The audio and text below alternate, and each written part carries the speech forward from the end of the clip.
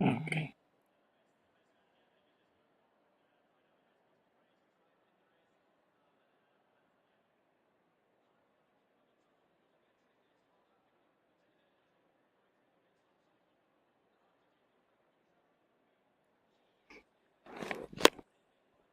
Okay, guys, can you hear me now?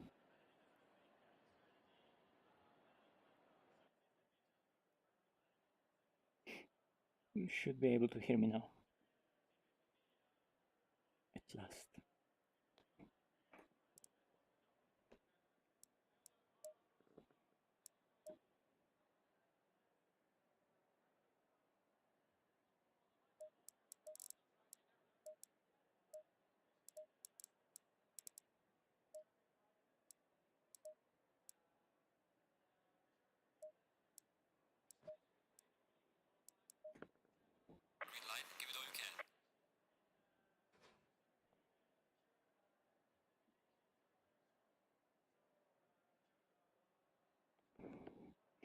Okay, nice.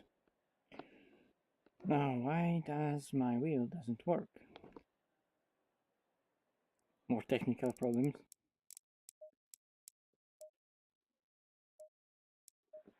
Okay, now it does.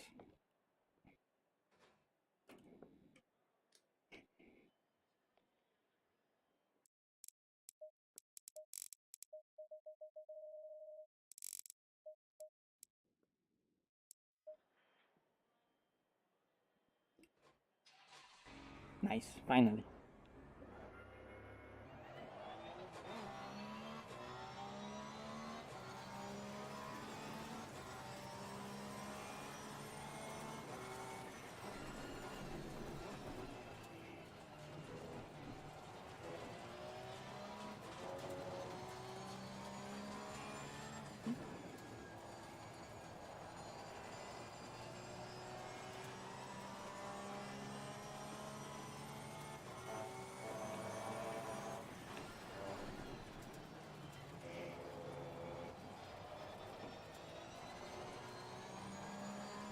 Hey, hello everyone.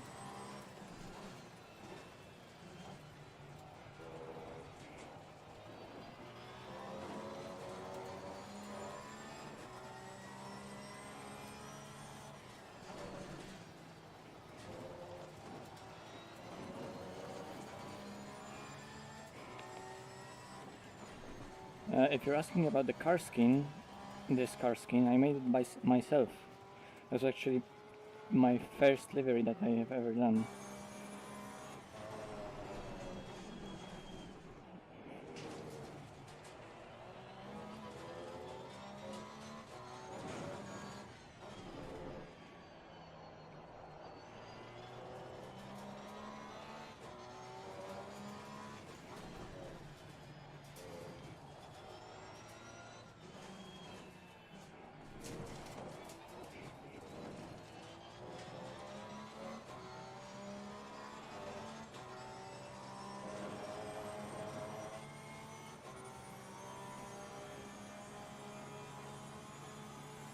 Well, it certainly feels a lot different.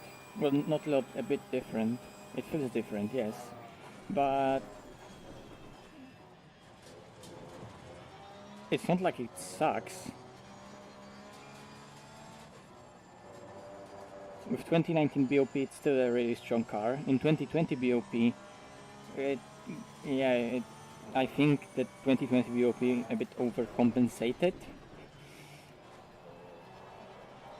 and slowed down Porsche a lot. So, you know, it's definitely not the top car anymore, but it has its strengths and it's still not a bad car. It's definitely not OP anymore. But on some tracks it's still really, really fast. On Kailami it's still super fast. On Laguna it's still super fast. Although neither of those is 2020. On Hungaroring it's still pretty fast.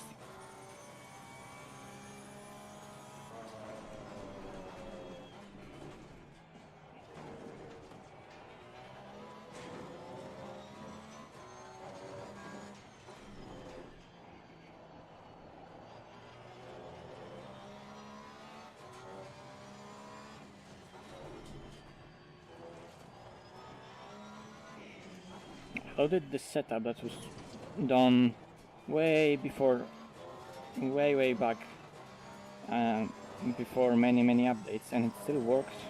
I mean, probably not super fast, but even at wrong pressures, it at least is drivable.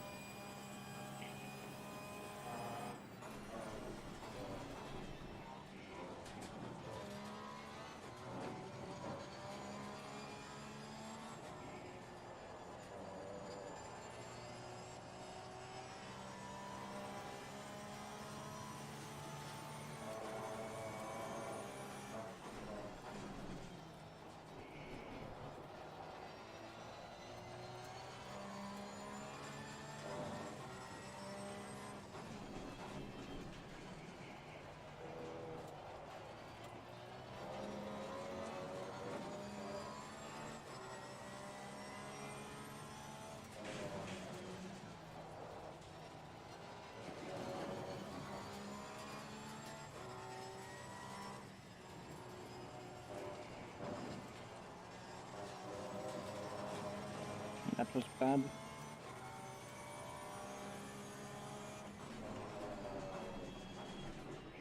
AMG is just strong car overall now, but it has some good competition, you know. I guess everyone chooses AMG because everyone chooses AMG. If others choose it, then you also choose it because you think that, well, it's strong if people drive it so much, right? It was the same with the Porsche. Porsche wasn't that OP, but everyone was just driving it because it was, you know, a tenth faster here and there. So everyone was like, yeah, if it is 10 faster, it's definitely because it's, or because everyone is driving it, it's definitely because it's OP and it's super strong, and it wasn't that strong. So now it's gonna be the same with some cars for a while, I think, but I guess I think we're gonna see a lot more diversity and many different cars, because the 2020 BOP, even though, for example, Porsche got really kicked in the ass, the same with the Audi, other cars are really competitive with each other, and for longer endurance races throughout the entire season, the whole field should be really nicely balanced. Hey MJ, I'm fine, how are you?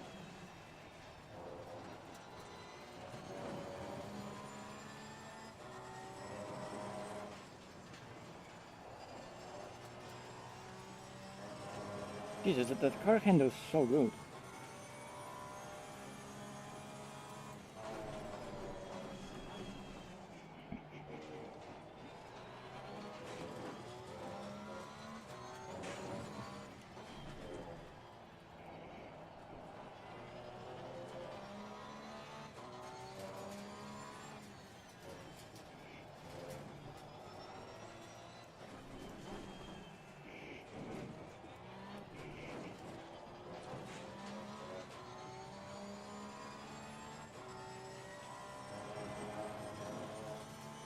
Okay, so we're casually into, okay, not into 43, sorry, but it's 44.0 on full tank, and we don't even need full tank on wrong pressures.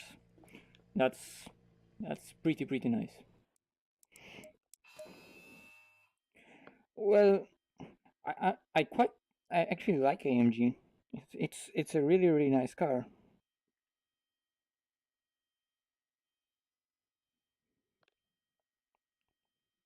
Some say it's front heavy, but it's heavy overall, but not front heavy.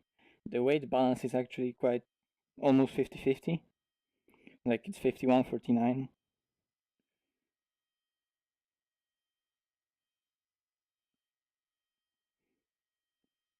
And it's super stable.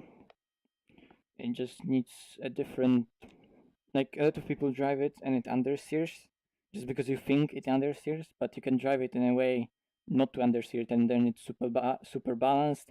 It uses all four tires really in a really equal way, and it keeps its balance over the stint if you don't overuse the tires. Also, the engine, people over rev the engine and use map 1, but in AMG you can use map 2 without losing any speed in the race, and not over rev the engine, just also not short shift it, just shift on the when the shift lights come on, and then it actually is really fuel efficient car. I mean, considering it's 6.2 liter V8, it's really fuel efficient. Just because it got so bopped and it's not under any stress, any major stress. Okay, pressures.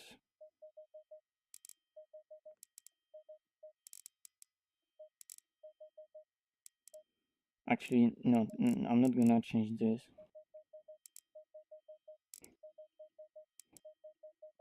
I'm gonna close brake ducts because it's gonna be really cozy. I'm gonna reduce the fuel to like 80.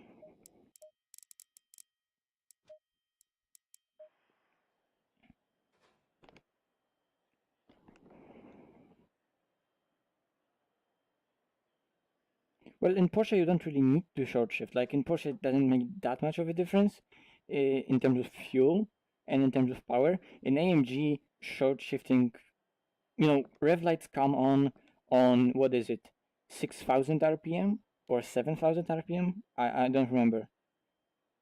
I think rev lights start to blink red on 7,000 RPM, but the engine overall has a red line up to 8,000. And many people just rev it out to 8,000. Yes, it produces more power at top RPM, but it burns fuel so much. So in quali you can do that. But in race, just shift on 7,000. It has a huge amount of torque. So the torque curve, you know, it's not as flat as in some turbo engine, but it still has so much displacement that you can just shift that 1,000 RPMs earlier, and it saves so much fuel. Yeah, exactly. It's like 680. Like, in terms of getting the most power out of it, sure, rev it out for quali. But in race, just map 2 and shift up when the shift lights come red.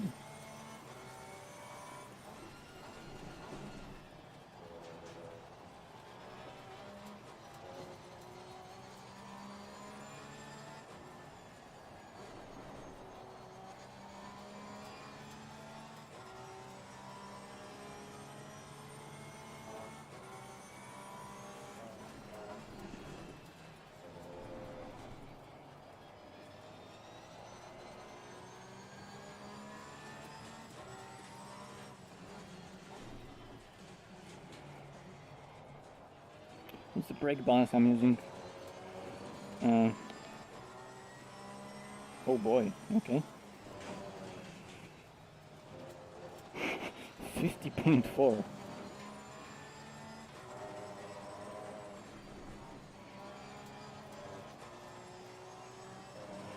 There's actually a hot lap with this very setup.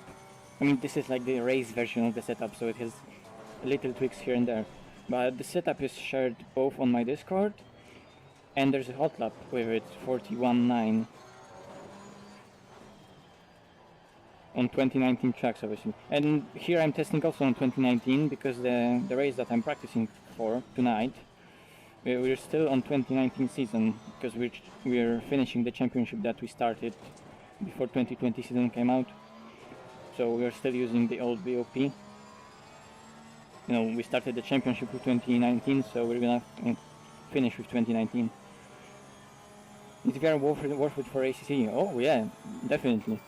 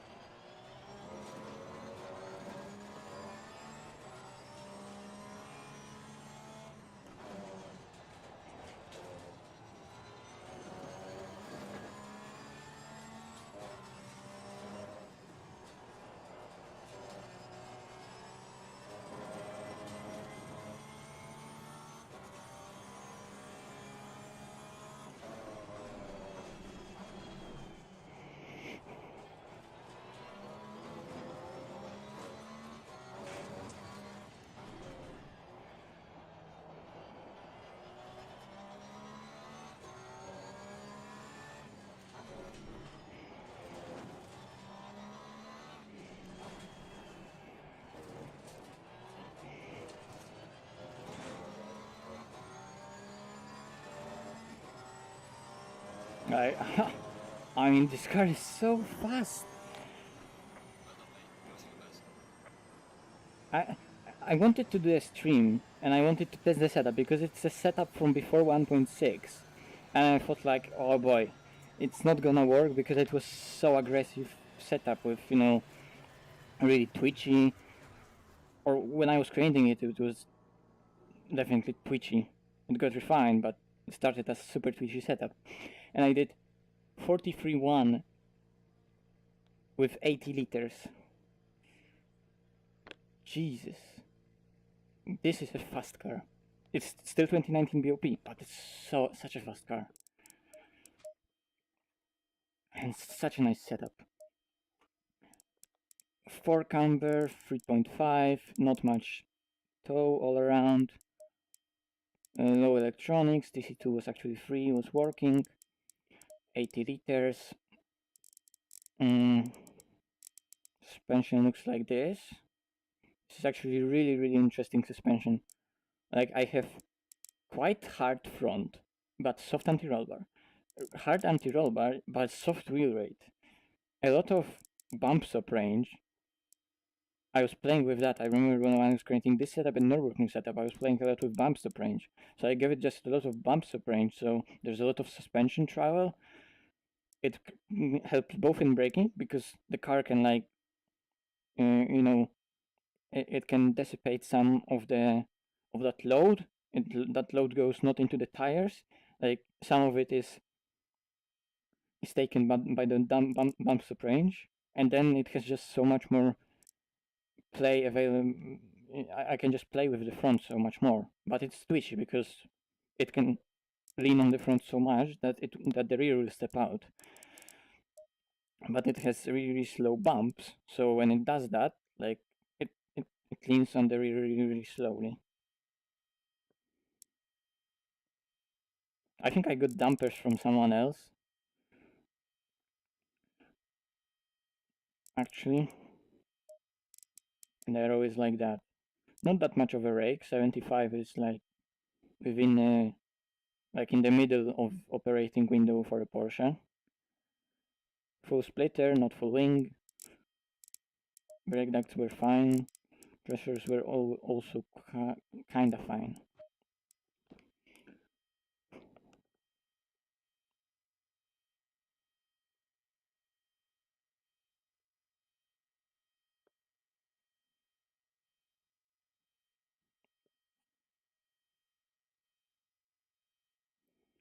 Well, I can show you what makes the view blurry in ACC. Of course, because of the way the picture is rendered, yes, it is gonna be blurry. It's gonna be blurry, but you can make it better by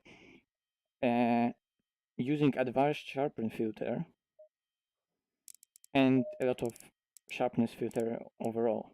So if I turn it down to 0, like on a monitor, you use like 80, 50, 80, 100, something like that. But in VR, you need to use all of it. But if I'm gonna turn it off, I mean, yes, I know the stream is for 80p, so you're not gonna see yourself a big of a difference.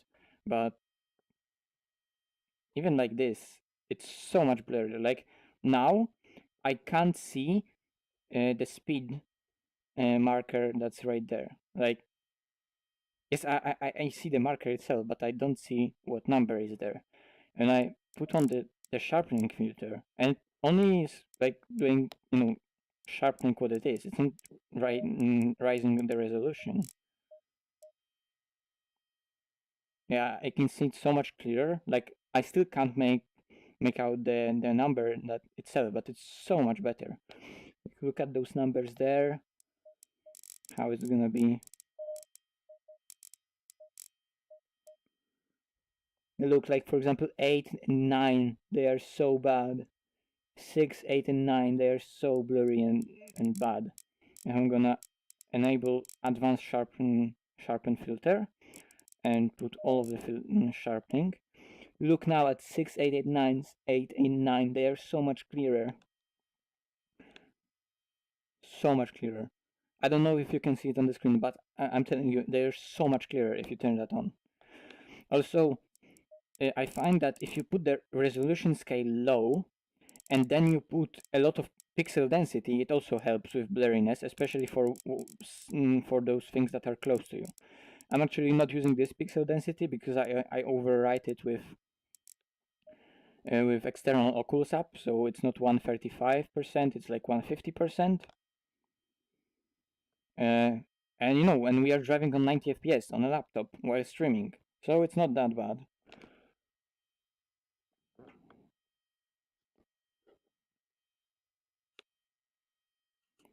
I'm glad you're enjoying it, Duza.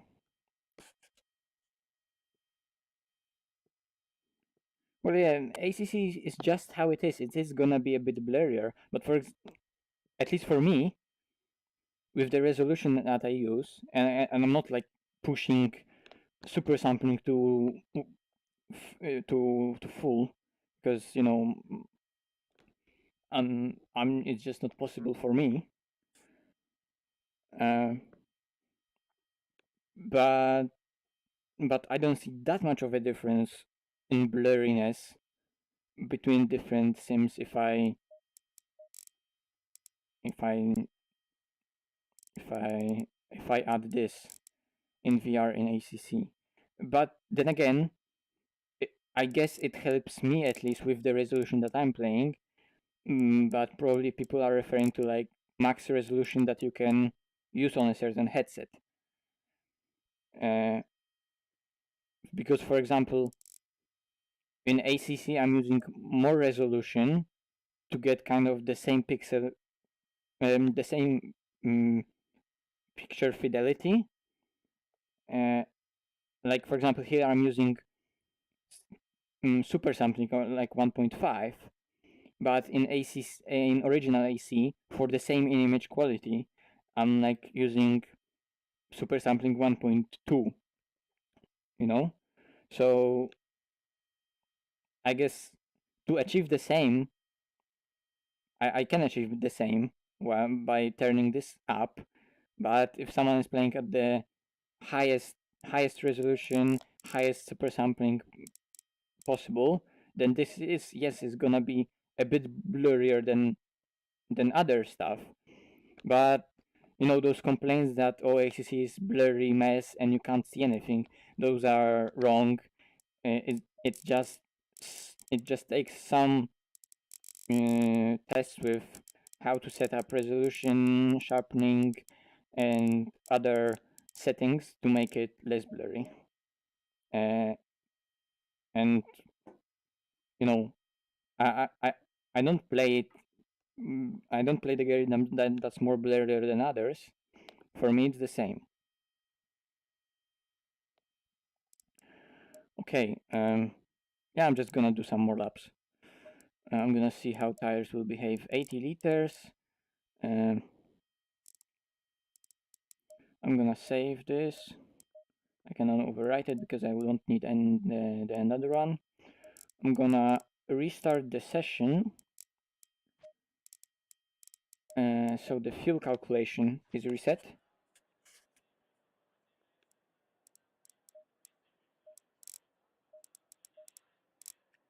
While I'm going into the options settings,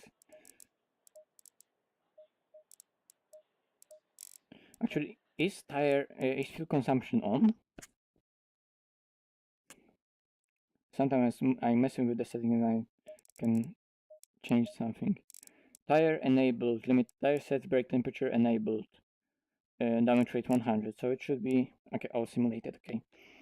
So I'm gonna do like a longer stint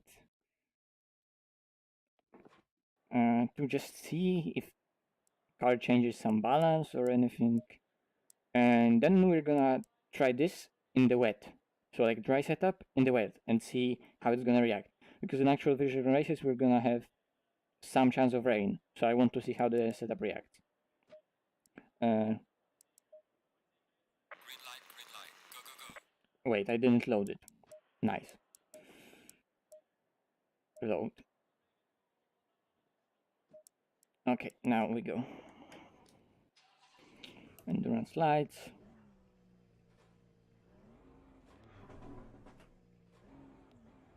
Hi, Simon.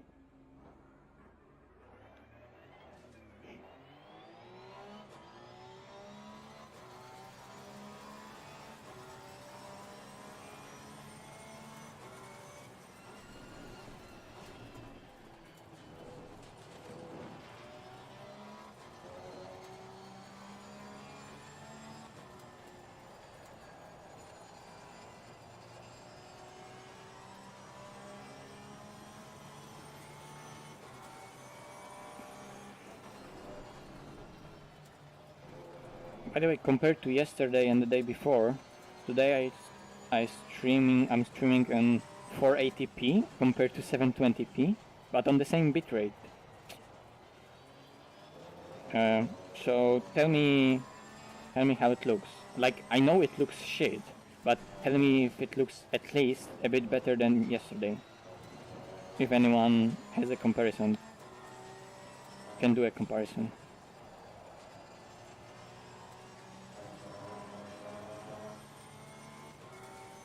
Cześć Zbyszek.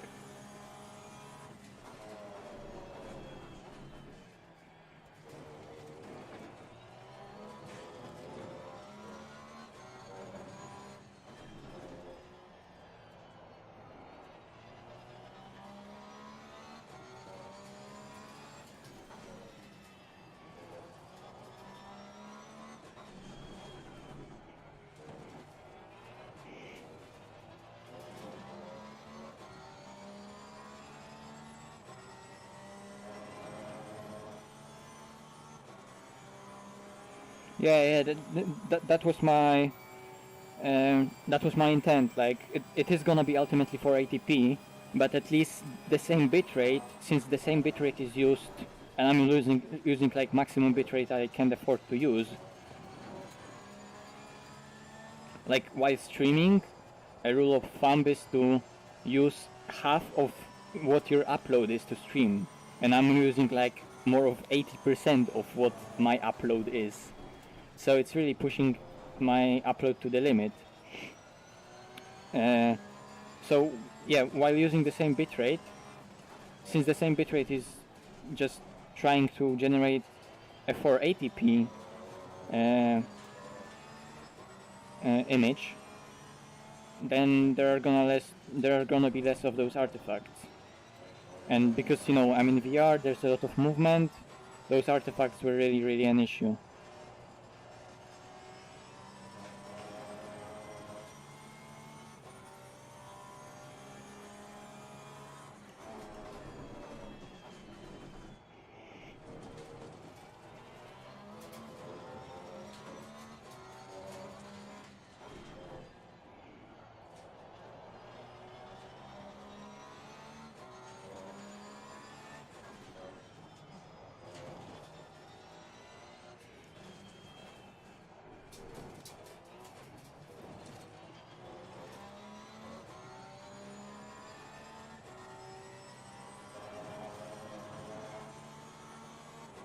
I mean, if only Barcelona didn't have that final chicane that I worked out how to do, and it's not that bad, but if it didn't have that final chicane, it would be such a nice circuit. But yeah, some people just don't like Barcelona.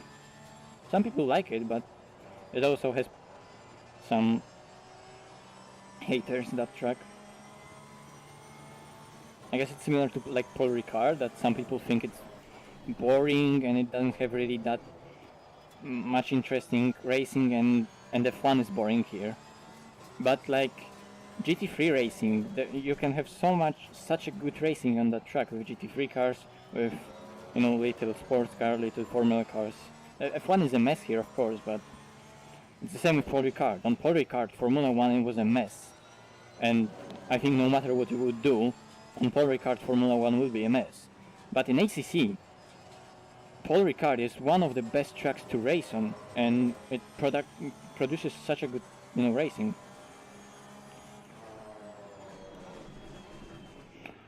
Not really focusing on the driving, but at least I'm gonna test how tire wear will change balance of the car. I rarely even do that. Like, I almost never do practice race stints. But since I only want to see how the tire wear is,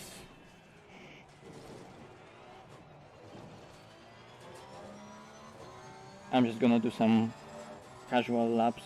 It's not gonna make that much of a difference. I thought I would do some more setup work, but it turned out that this setup is just working perfectly. I don't know.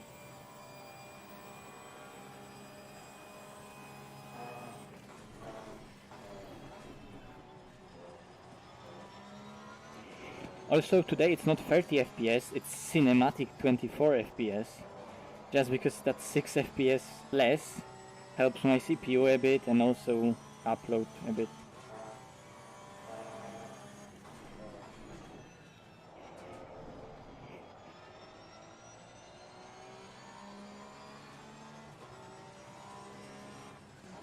I haven't played F1 2020, but I have played F1 games.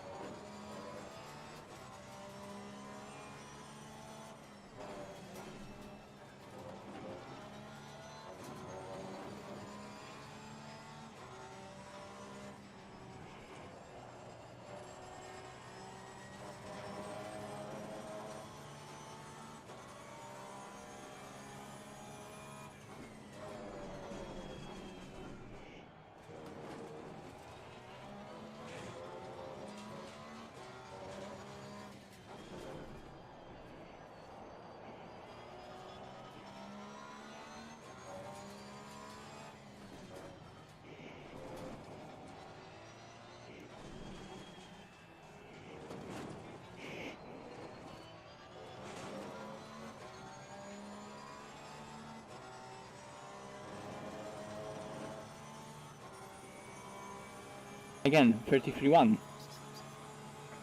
43-1, sorry.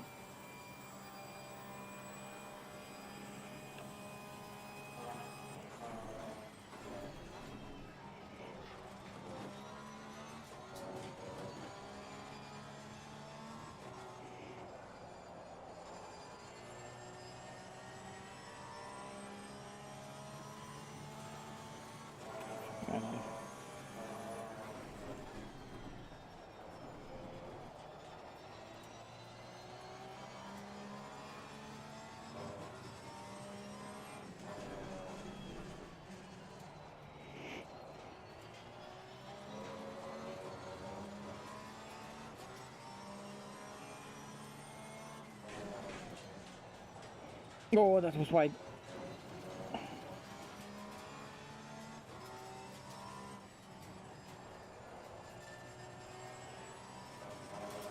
Jesus, that car has so much potential.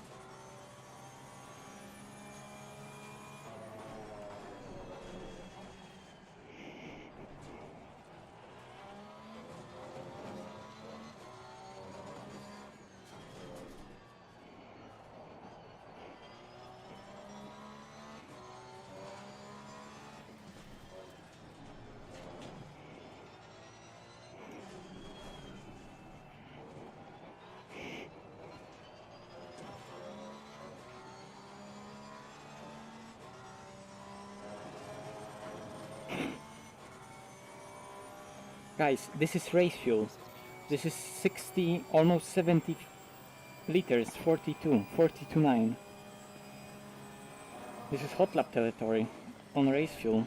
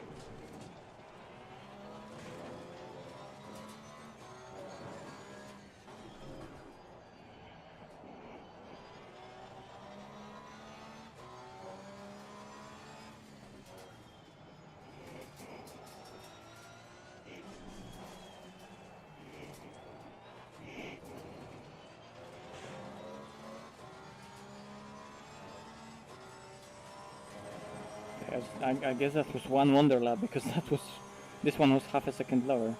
The peak of the tires went away. Also, the temperature is gonna rise because it's 5 AM.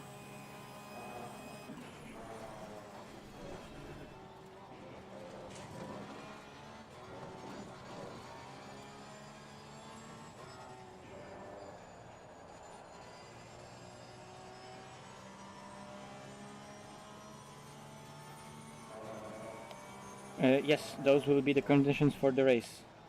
Because it's 22 air temp, and we're starting at 5 a.m. this race. I'm gonna do also some quali runs, but quali runs is at 1 p.m. So I'm gonna go to another session.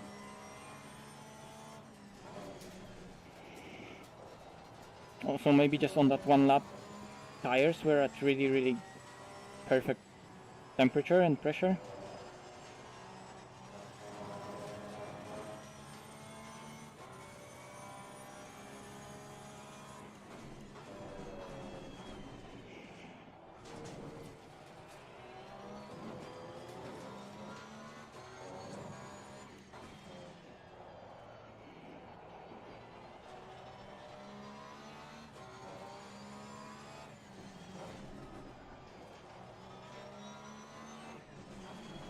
And that's too wide.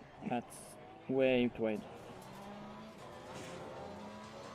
I lost like 4 tenths on the chicane.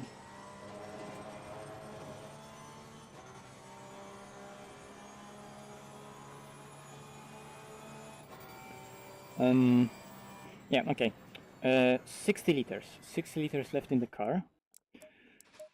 I'm gonna adjust pressure, so I'm gonna add this one click, and this I'm gonna make one click lower. And I'm gonna save that. I'm gonna go back on the tracks with 60 liters here. Yeah, it already, like, I burned 20 liters of fuel, and it will change ride height by 1 millimeter. So I'll go with 60 liters and tire set 1. No, it was tire set 3. That was saved. Okay, so I had light graining on that one cold tire that's getting graining in the third corner and in corner number 9. But the wear is not bad. 2.9, 2.8, 2.75, 2.84. Okay. Brake ducts were good for this. I'm gonna do, I don't know, a circuit walk, a little guide, Barcelona guide, using that lap. Not 42. But first, I'm gonna check the chat, because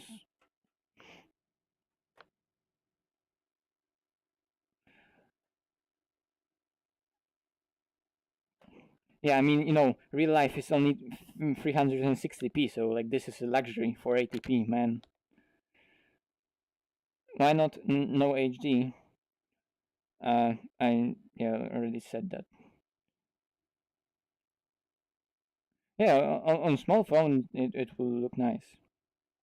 The paces, the paces will be really fast. Porsche is so nice here.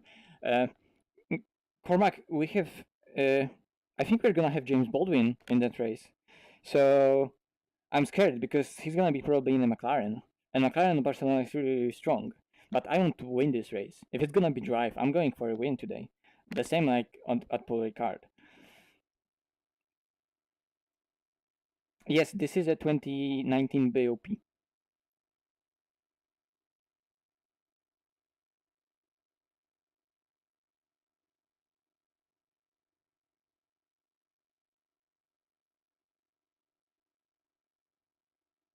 You know, man, this guy living live VR looks so fun. Come on, like this is VR on the budget. Like this is VR on the budget as much as it gets. It's on super low settings. It's on super low resolution compared to what's there available on the market. It's barely holding 90 FPS, but it is holding 90 FPS in the races. I mean, in the hot laps, it's no problem 90 FPS.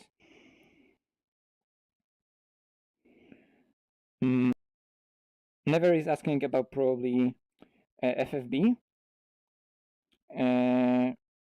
I did a video about force feedback and load files. Yes, you need to just copy and paste them into ACC documents. That's it. If you don't like them, you can just delete them. They don't modify anything. They're just two files that you add. It's actually built-in game feature, but it's not available nowhere inside the game. But it is supported game feature.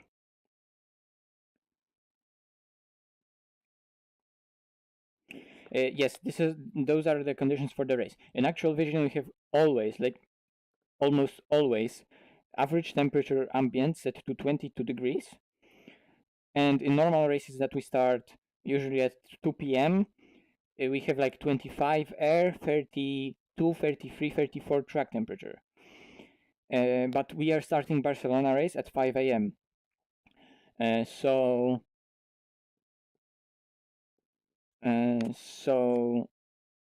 first of all, it's gonna be dark. Maybe we're gonna see some light at the end of the race, some sun. But unless it rains, then we're not gonna see the sun. And yeah, and temperatures that we end up with those settings are 17 air and 17 track. So those aren't like super hot lap conditions where we're like with like 10 degrees. It's 17, so it's not that bad.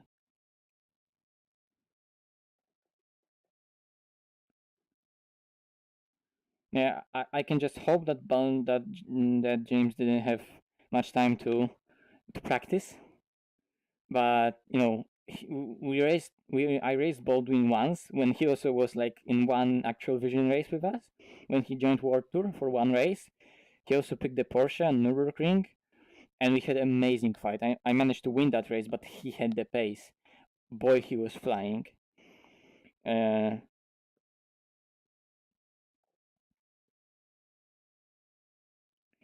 Yes, Kevin is Ciclari is still playing the game. I guess he streams a bit less. He had a big break because Kevin was doing this Ferrari thing on original Assetto Corsa with 488 Challenge car that Ferrari released, and they did that esport. So he was practicing for that a lot, and like he dedicated a lot of time to AC. And practicing with that car, so he stopped racing in ACC for a while. But now he's back. He's done already some endurance races and he's in some leagues. So yes, Ciclari is still very much playing the game and he's still fast as fuck.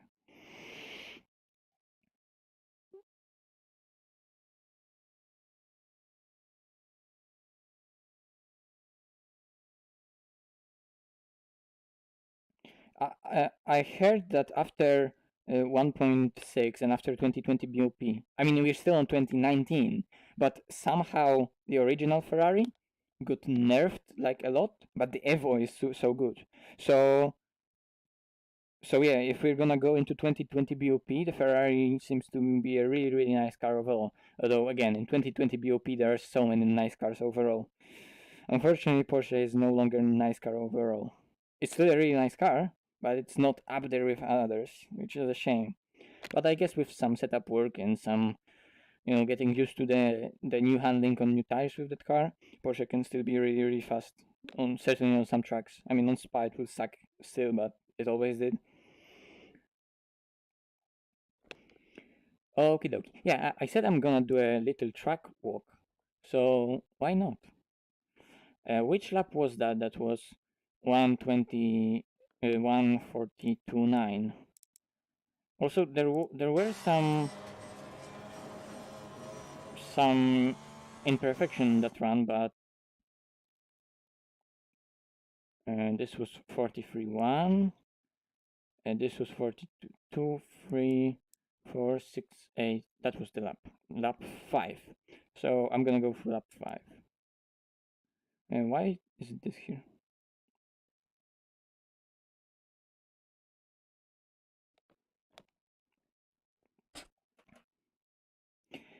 I think that original Ferrari being nerfed is not necessarily just original Ferrari being nerfed, but it's that Ferrari BOP is changed globally.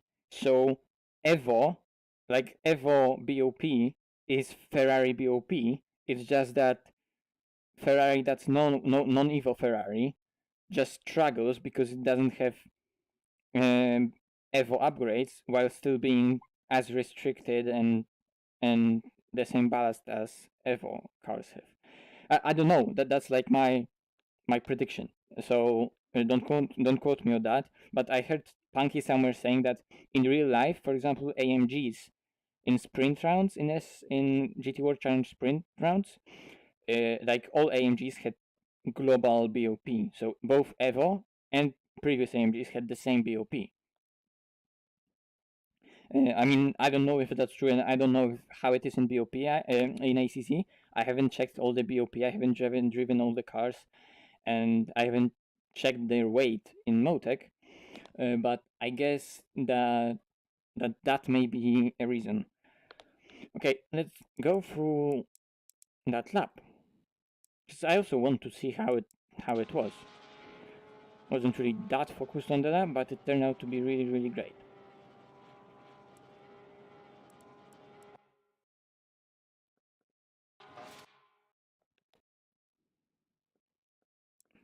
Okay, first corner, braking point. Boom, before 100. Use all the road. Jesus, that car looks so nice. I hope in the stream that didn't crash. No, it's still going. That's good. Okay, braking into first corner. Before 100, right before 100, use all the road. Unfortunately, I can't show you pedal inputs because in the replays in VR, you can't show the HUD that would show you the pedal inputs. That's unfortunate. Going into turn 1, there is a sausage in turn 1. So you see from the very apex there was more and more of rotation through a trail braking, and then I stopped braking, and then I used that rotation that I gave the car with trail braking, and I'm using that rotation to go for a certain line.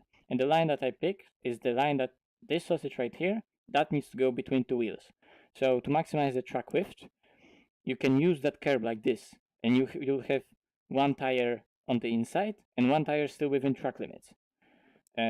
But you need to make sure the sausage will be between the tires. If not, this will gonna, well, it's not gonna send you into the barrier or anything, but it's gonna unsettle the car a lot. The first corner needs to be made in a way, so you see I'm not ending up right there. I'm already kind of positioned into the second turn. You can also take a bit of curb here. With the sausage, it's the same. You can take a lot of curb, you can take a little curb because of high speed and this curb being a bit deep, a bit high, steep. It can unsettle some cars, so be careful on the exit. Like it can be totally sideways right here. Turn 3. This is super important corner, and a lot of people take it, lose so much time on it, and just approach it in the wrong way. So I think you would agree that a lot of people just try to open up that corner as much as possible. And actually what you need to do is just, while maximizing the road here from first turn 1, turn 2, you just, boom, go into that corner like straight away, and then you hack the inside while decelerating. Then you hit a certain point when you already stop decelerating, and from that point you stop accelerating towards the outside. So, like, here, towards that point, I approached that point in the middle of turn 3 with really minimizing the distance towards that point, and from that point I accelerate outwards. And what people do is approach this point in the middle, but from the outside going a long way around. But they're not helping themselves with the rest of the corner. They're like, they go wide, they go all the way around, but then again they go to the inside, and you know, opening the first part doesn't open the second part or the rest of the car in any way. So yeah, stick to the inside of the first part, like, not literally, but don't go with like super high arcs. You see, I go to the outside only a bit, but then I hug the inside a lot, and I end up with the second part that's as good as it would be even while trying to go a bit to the outside on the entry.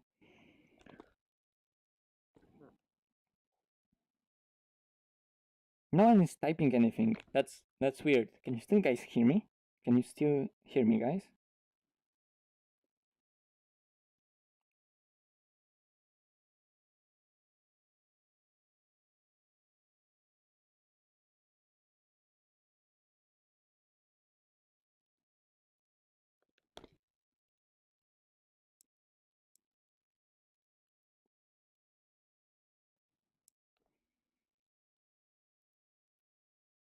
guess it should be working. It says it's still live.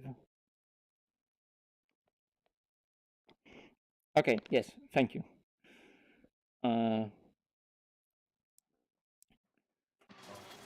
Third turn, you have to like enter it with an apex that's in the first part of the turn, but it's not immediately after the turning. It's like kind of in the middle towards the beginning of the corner. So you see, I miss like this first bit of curb, and then I'm trying to make the clipping point somewhere here. And now when I slow down, when I hit that curb, that's the point where I stop slowing down, and then I accelerate all around that with long way around that corner. It just allows me to apply the traction by going long way around. There's no real need to wait just with the throttle to do the shortest way. Some, of course, it's a balance between the one and first option and second option, but it's better to apply the throttle, try to at least apply throttle as early as possible and use that speed on the outside to clear it faster. I guess both waiting a bit more and sticking to the inside could be as beneficial as going on the throttle earlier and going to the outside. I guess, it also depends on your setup, on your driving style, what you feel more comfortable with. What in the race situation also depends what's going on ahead, what's going on behind. Do you think like you have to have a lot of speed here to defend into the corner, or you're attacking, so you want to minimize the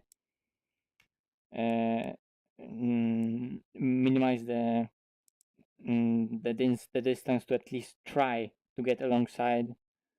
A lot of factors, as always. There's shit tons of factors and variables. This corner is this next corner is super tricky. Using the replay is sometimes also tricky. Use all the road. Just all the road. You can see I'm braking even on that curve. And I go into the turn really, really late. Mistake that people do, they go in early and then they hug the inside curb for a really long time. You need to go late and then go, you see, and then hit that apex and clipping point really, really late into the corner. And the camber of the road will help you to get inside that camber. But the whole, you can see there, it's a lot more higher altitude, and here it's going down. The track is going down.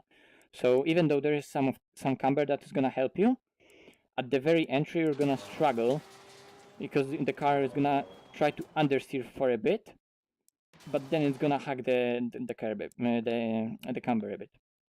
But ultimately, aim for the clipping point and apex that's a bit further into the corner. And also because it's further into the corner, you can brake and trail brake all the way throughout. Look, I'm still braking, still braking, still braking, still braking, still braking, still braking. Now I stop trail braking, you see? I was braking all the way to that point. That's why I used both a lot of the road, and I used, and that enabled me to have corner as open as possible on the entry, and then I pushed the braking zone so far into the corner because I opened the first part of the corner, and I had the clipping point that's really, really far into it, and that just gives me really, really straightforward exit, and it's downhill, so it's hard to apply traction because it's downhill.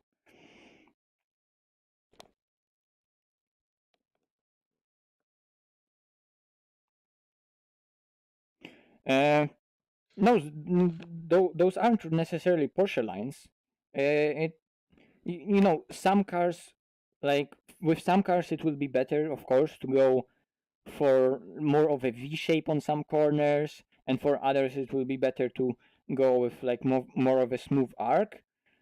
But seriously, those both lines and both the way of driving with many cars is really, really similar. Like, I guess it's gonna be weird what I'm gonna say, and it's not gonna make a lot of sense to some. But I mean, I was the same at the beginning. Like a lot of cars were different, a lot of tracks were very very different, and it felt like there was so much to learn with different cars, different tracks, different corners.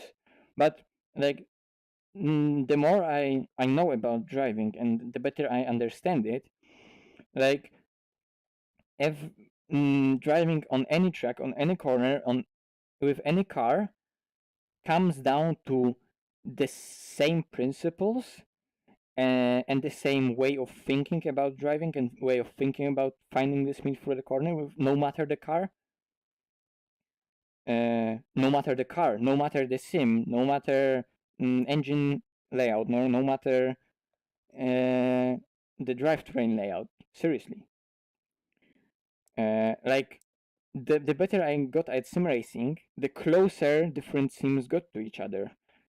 Closer in terms of car handling, closer in terms of physics. I don't know, closer in terms of force feedback. Maybe some of it is also a placebo, but yeah, it's a weird observation that I had.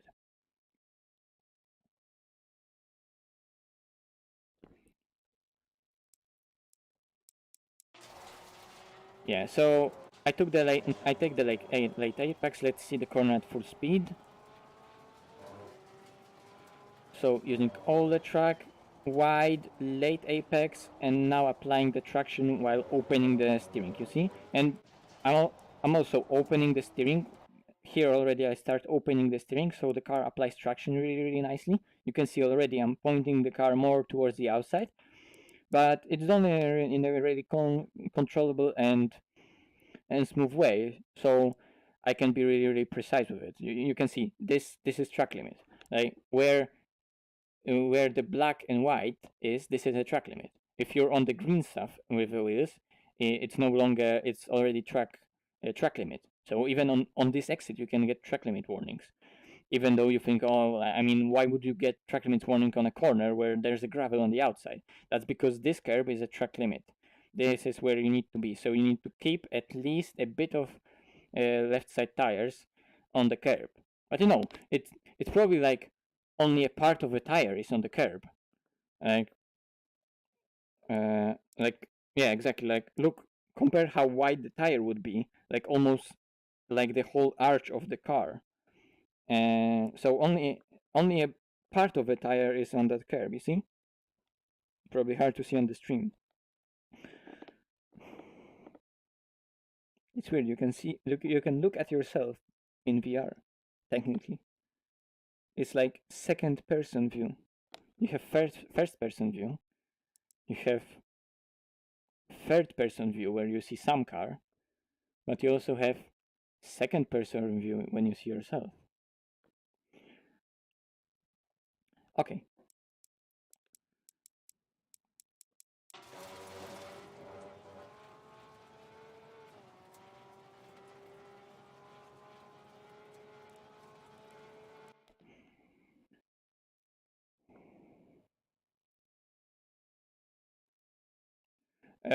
I didn't see exactly what's being changed in the last sector, but you know, I don't really necessarily think that track needed to be changed all that much. You know, it's the same like with changes for Zandvoort. Zandvoort is still really nice track, but was there really a need to change it? Like the only need to change Zandvoort was to make F1 cars fit there. It wasn't even about safety. It wasn't even that much about racing. Okay, about safety, it was a bit of about safety, but but still, like they made the track so it just fits F1 cars. I mean, why would you make a track to fit F1 car?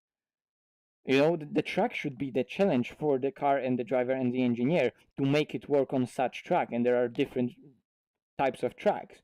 So why the fuck would you change a track that's really good? Like one of the best tracks in the world, and Zandvoort was one of the best tracks in the world. I guess, you know, it still is, but was one of the best tracks in the world with such a nice history and such a nice vibe to it, and they just changed it to so it fits F1 cars better for a Grand Prix that it didn't even happen.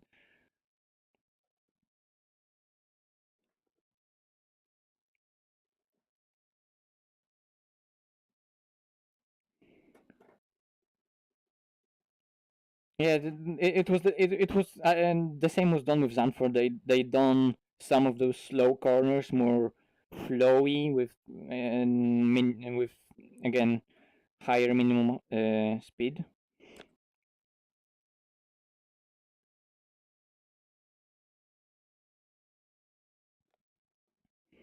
Okay, for this corner, I'm gonna go for another lap. I'm gonna go for either this lap because it was absolutely butchered. So I lost like 2 tenths there. I lost 2 tenths here. Mm, I also lost a tenth in the last sector, but I lost 2 tenths here. On the exit, you can see that, yeah, I touched the curb, it bottomed out a bit. Here, boom, and it slid and it went really, really to the outside. I mean, I managed to hold it and it was still a valid lap. And there was a lot of mid-corner speed, so I managed to keep the speed going. But you can see here, it started to understeer, not really understeer, like it just washed out. But here, right on the limit, I managed to keep it within track limits. But it wasn't really that good. Let's see on other 2 laps how it looked like, because it was definitely a lot better.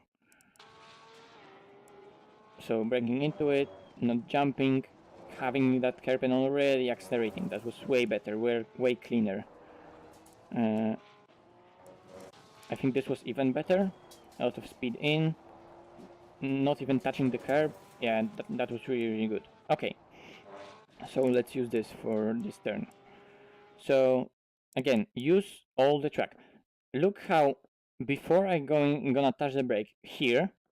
Okay, my car is kinda pointing not really into the corner, but somewhere there. But ultimately, you want the car to brake at least in the straight line. Okay, already here I'm going into the turn, but like, don't try to make this line really straight, and then you're braking from here to there, pointing towards the right, because then you're making the next corner super tight.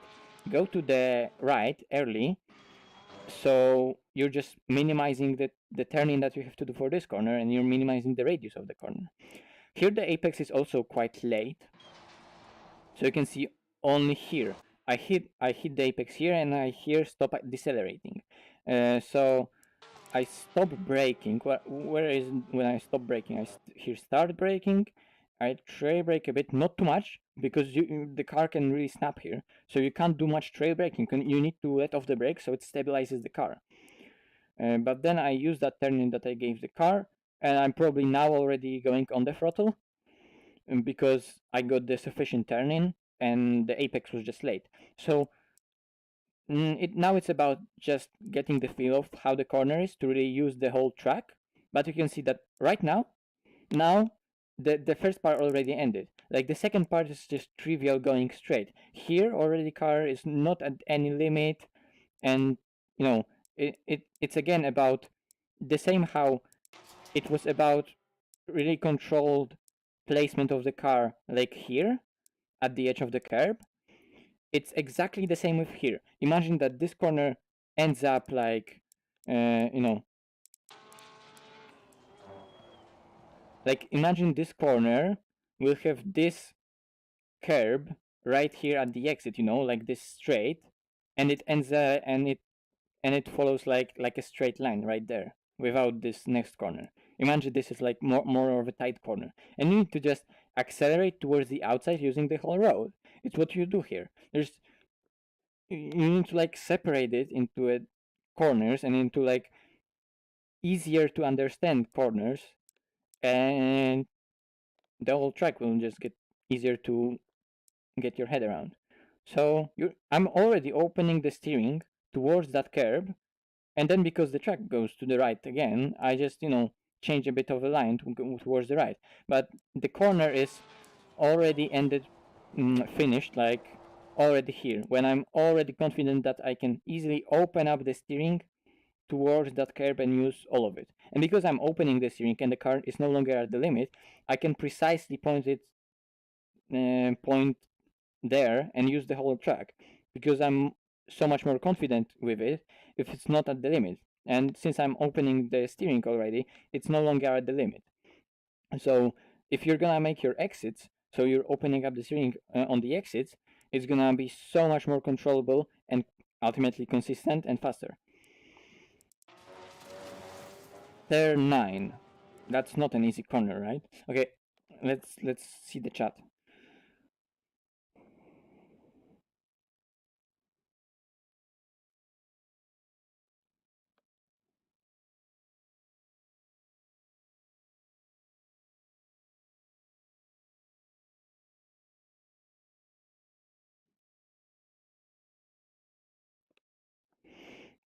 Okay, turn 9.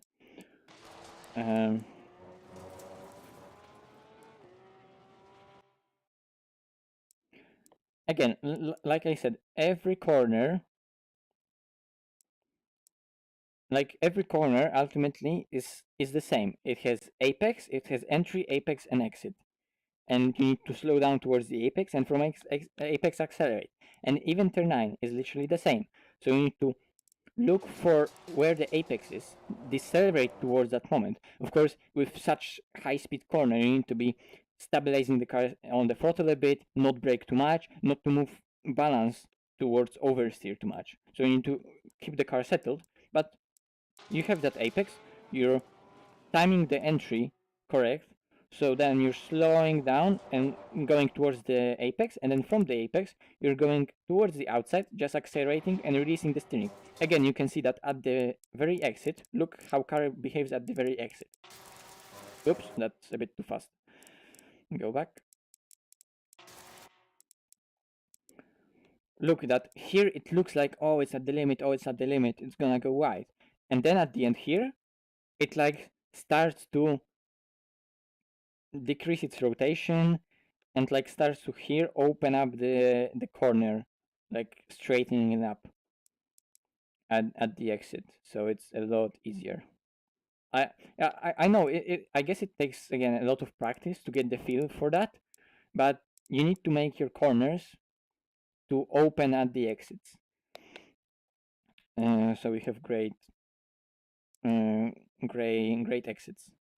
Like when you're watching at that corner, it's not like it's point and shoot and exit is totally straight, but it's still a really good exit. Just because of that little detail at the end where the car just accelerates freely because it uses all the road.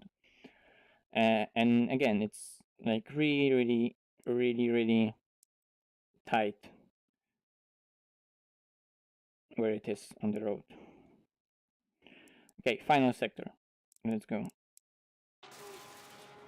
So for the hairpin, I brake even before 100. And you're using all the road, and then at a certain moment you're gonna start to trail brake and going into that apex, and you're gonna again trail brake towards the very apex. So we're moving braking zone as far into the corner, and you're trail braking towards the apex. Then you can see there's a bit of coasting towards the apex.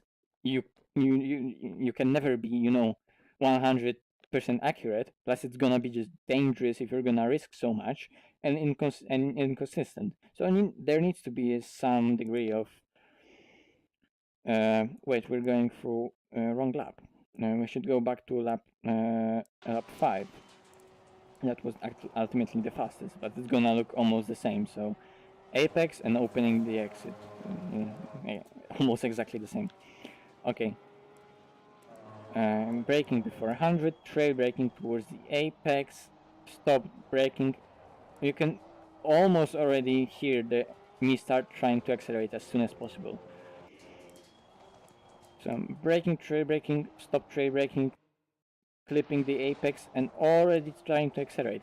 I think I'm starting to accelerate like almost even you already here. I'm already rotating it a bit on the throttle. TC will do its job. It's not gonna spin. It's binala. And you can hear the tires trying to get the traction. And again, exit opens the corner up on the exit. You can touch that curb. Now this corner, this is double apex. First apex, and I go wide by still decelerating, and now I accelerate while opening the second part and clipping the second part of the corner. So imagine this is like the corner that has an apex here that you hit. It's just that it has like one clipping point, then an apex that's away from the corner, and here you have minimum speed. And then from that moment, you're accelerating while opening the corner and just clipping the second clipping point. So look how it looks. You're going in fast for the first part, then you're hitting this minimum speed point, and then you accelerate from it, opening the second part, using again all the road with the car that's opening the corner on the exit. There's less and less steering towards the exit. This corner, super tricky. I find it on this run today that I was managing to do it in third gear. I don't really know what's the faster way around, but again, you need to trail brake or at least decelerate towards this moment here, then a bit of coasting to make it stable, because here it's really tricky to get the stability of the car. It likes to snap or wash out because it's going downhill, plus it was a bit bumpy.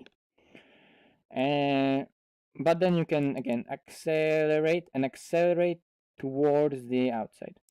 If I'm gonna play it faster, sorry, I'm jumping like that. I'm gonna play it faster again. See that I'm like the corner is tighter and tighter and tighter as I brake and slow down towards that apex, and then it's gonna start to open up. Not as much as others, because there's not really that much of a straight behind it, so you don't need to really focus on that much on applying the traction. But here it's already opening the corner, and then almost immediately you go into the second part.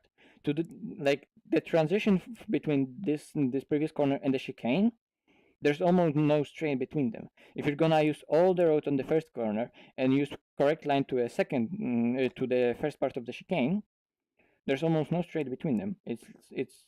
The transition is straight away after this corner. Look, I'm going and I'm going to the second part and already on the brakes and transition. Okay, let's look at the chat.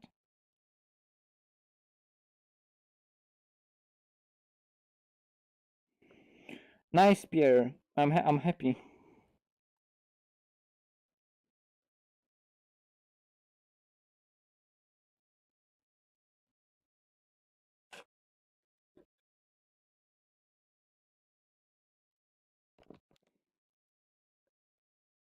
Sergio, I don't remember your lines already. I remember we did coaching here in Barcelona, but I don't remember what lines are you talking about. Are you talking about this corner, or oh, you're talking probably about the hairpin? Yeah. So if you want, I'm not usually doing this, but if you want, you can break even on this. Some people do break even on this, but I'm not doing that. I never did, and since I didn't really find me any time, I'm not doing that. But some people break even on it. You can try. Thanks, Sergey, for pointing that out. Okay, the chicane. I think I actually clipped the chicane, the first part of the chicane, quite hard. I hit it quite hard. No, okay, so that was on the previous lap. I remember I clipped it quite hard. Yeah, here it jumped with the rear wheel. It was quite fast because the exit was nice. But yeah.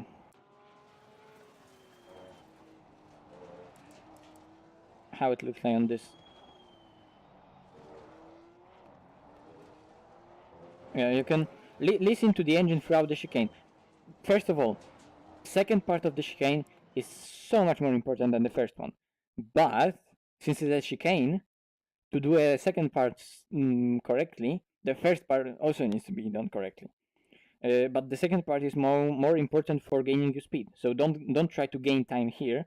Try to just do it correctly, by not pushing, and then try to gain time on the second part. So you trail brake all the way to that apex, and you need to give the car a lot of rotation, so it's gonna hack that inside. Oh, sometimes even more than this, you see? Because here I'm pointing a bit like on the middle. You want to like almost end up on this side of the road. Like, you know, not literally, but you can be maybe 10, 20 centimeters more to the left. And it makes the second part of the chicane so much open and so much easier to both go into the apex and apply the traction. And then you're carrying that for the longest straight on the circuit. You're carrying that speed for an entire straight. Plus, that acceleration is from low speed. And if acceleration is from low speed, then little differences of ability of the car to apply traction will make huge time differences. So I'm trail braking all the way towards that apex, boom, trail brake, and now I'm apply some throttle, go off the throttle to get again nose into the corner, but only for a bit. Like, I think I don't even lift off the throttle fully. And then almost immediately you can apply full throttle, because here you can just open up the corner towards the outside. And because again you're opening up the corner, you're so much more confident with the car and in control of its line, and it's so much easier to exit while using all the road. So opening the steering towards the outside, you can just clear that sausage without any problem, and that's it. I think on the next lap I clipped that bump. No, not on the next lap. On the and that was also a really nice chicane. So trail braking up until the apex, stop trail braking on the gas, off the gas, on the gas. On this chicane, I clipped the inside just a bit too much, you know? So don't try to be really greedy on the first part, because here the rear will jump and you can see where when the car lands, it needs a bit of time to settle. So, you know, if the car is set up correctly, that it will, I'm not saying it will clear the bump, but at least it will settle faster with good dampers and, you know, without soft chassis and much chassis flex. But some cars that that really don't like bumps and don't have a good compliance can lose balance and just jump and wobble here so much that will compromise the second part of the chicane so much. So that was just too much, a bit too much, and I had to wait for the car to settle. But the next part of the chicane was nice, because here I have open part into the second chicane. You can see how early I turned into it, and I just clip that clipping point and hit the apex, and I'm already accelerating while I'm opening up the corner. So I'm here releasing the steering, and the car just naturally nicely applies the traction, and it carries that speed all the way through that straight. Now let's watch the lap at full speed. It's always nice, like on the stream you could see earlier.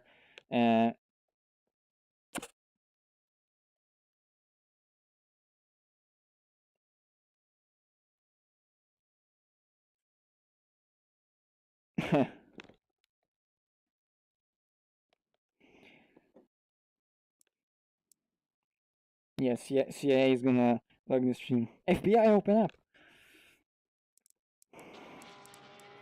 So, you know, a lot of hot laps are, you know, or obviously recorded on view that the driver was driving on, or if they're, you know, recorded live, then of course driving from the sitting position from inside of the car, you have a lot of control. It's so much more natural in VR, of course. But sometimes watching the replay, it's nice to watch the replay from this point of view that I showed you the lap from, because you can see all the details around the car. You can see the car's placement, positioning into the corner, lines, track usage. So I know the stream quality is shit as always, but look at the lap from this perspective at full speed now, complete lap, and look how lines are smooth, flowy, and admire the track usage, because usually you can see track usage really nicely on camera like that. Unfortunately, we don't have pedal inputs because VR. So using all the road to the apex, I accelerate early, you see, and accelerating all the way around the outside. Here, brake deep into the corner, late apex, and applying the traction nicely. Now this corner, this is gonna be wide, so I lost something here because it bottomed out just a bit. I didn't brake sufficiently enough.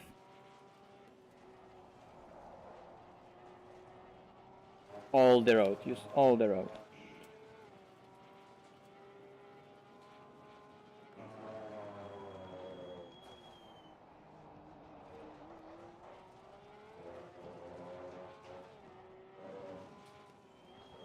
This here you do kind of a V shape, and early with the throttle, early on the throttle, and open the corner nicely so you can apply that traction. And then you can use all the road, a lot of speed mid corner, and then the chicane. Slow first part, prepare for the second part, and just gun the throttle on the exit. And also, this was a 40-9 lap, but bear in mind it was race fuel. I was testing for a race, and this is race fuel. So that actually was quite a decent lap. Without that mistake, when I lost 2/10, that would be a 40-7. Fuck me. I know the temperature is only 17-17. I mean, it can be so much lower, but, you know, 17-17, it's still quite fast temperature, but, you know, 40-7 race fuel, yeah. Yeah, okay, it works. Let's go and check the setup in the rain, and then later some quali laps in more temperature. So let's go with fast, so there's not that much rubber on the road, and let's say it starts raining by like 25%. Like light rain has precipitation 9, medium rain has precipitation 27. Yeah, so let's no, we don't need variability, but we need precipitation of like 25, 20, 22, whatever. Okay, it has to have clouds like that to have 22. And the race is gonna be at 5 a.m. Let's say the rain comes in the middle of the race. Let's see at 6 a.m. Let's see how temperatures are gonna change. Although now we have more clouds. Yeah, whatever. It's our decision. It's just a test. I guess it's not gonna work anyway.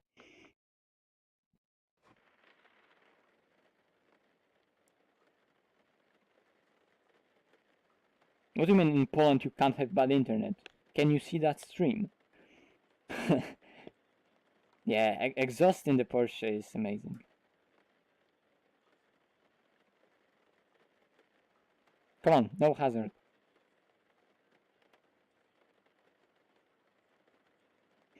Yes, today is actual vision, ACR.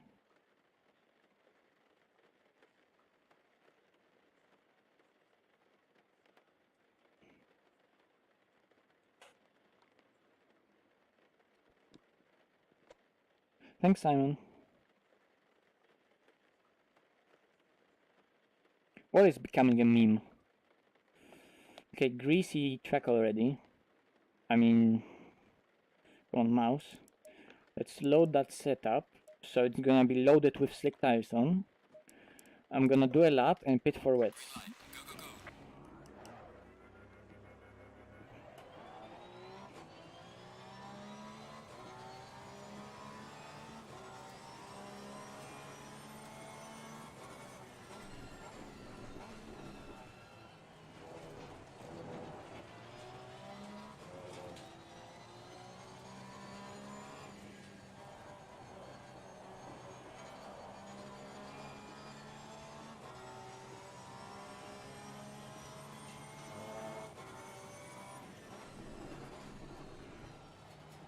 Endurance lights on. Okay, it's already getting slippier.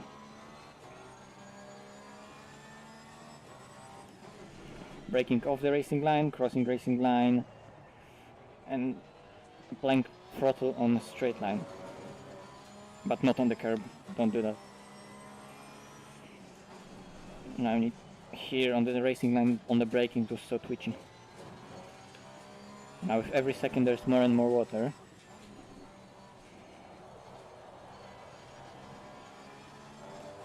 Okay, now it's definitely amount of water for wet tires.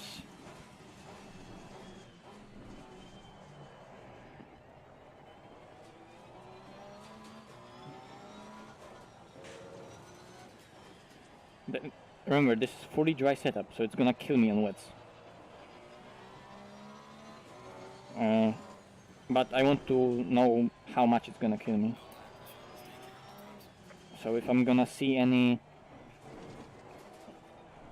weather expected at the start of the race, I'm gonna know what to do. I'm gonna do one more lap to wait for more wetness and standing water, and I'm gonna pit for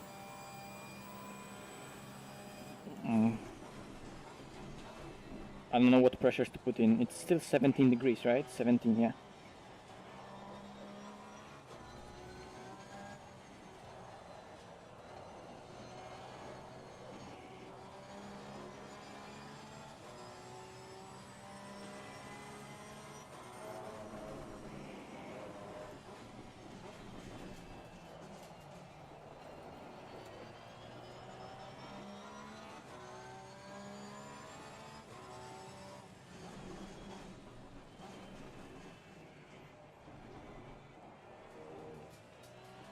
Wait, what? The ban of Valentine? What happened to Valentine?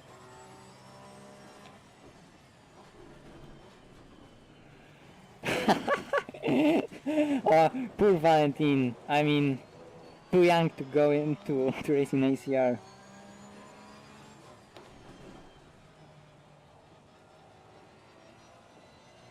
What? Actual banned him for it? I thought he just like forgot to like, you know, check in, which all of us sometimes do. But what? Yeah, I guess I shouldn't say that, but actual vision sometimes sometimes does also weird stuff with management. I mean, you know, it's his leagues and his whole operation, so you know, if he spoke with him and found that what he did was inappropriate, that, you know, I guess there was some more behind the scenes stuff that we didn't really see. Change tires, wets. Front pressure 26.5, rear pressure 25.5. Is it too little?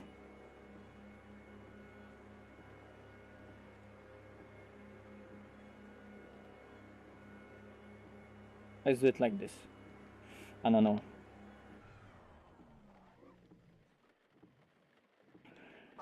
Escape? Okay. I was gonna show you how to do the pit stops, because a lot of people have troubles with new pit stops. Yeah, I'm gonna come into the pits maybe once more and I'm gonna show you. Because it's not as hard as people think, because now there is, you know, that virtual lollipop and original lollipop from Lollipop Man. Hello. By the way, how cool are pit stops in VR? Hi guys.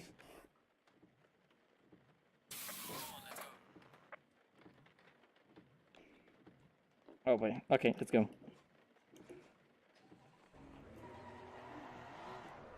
Remember about the rain light, not this. I don't know why, I'm weird. Even if I'm playing in single player, if I'm driving without the rain light, even in single player alone, it's wrong. It's morally wrong.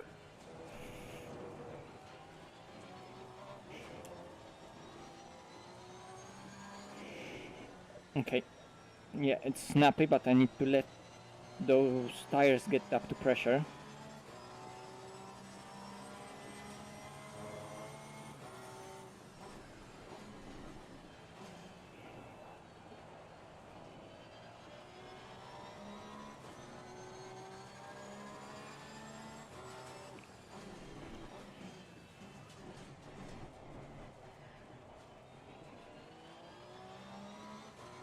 Oh, really, Fisuki?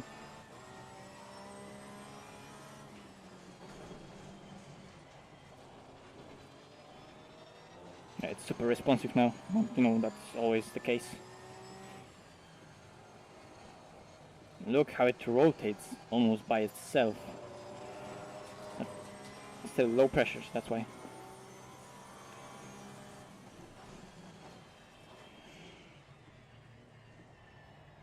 Is that PS4 VR? No, I don't. I mean, do you expect PS4 to run VR in ACC? I know it looks shit, but PS4 wouldn't run it at, like, you know, I'm playing at normal resolution, it's just the stream that's 480p. PS4 wouldn't run a game at 480p in VR.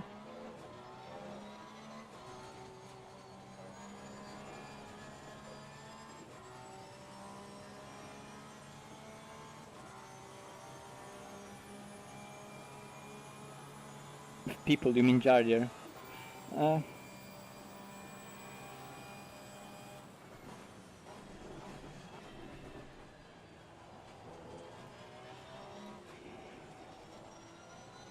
I'm definitely not gonna stream while racing because the internet is not gonna survive that. But when I'm driving by myself like this, testing some stuff, why not to stream? Even if the quality is shit and I, you know, there's still a lot of people in the chat. I don't know what the viewer count is because all I can see is game and this little box here. But, you know, people are coming here and talking with me and are on the chat and discussing, so even though quality is shit, you know, still having some fun time with community. So why not?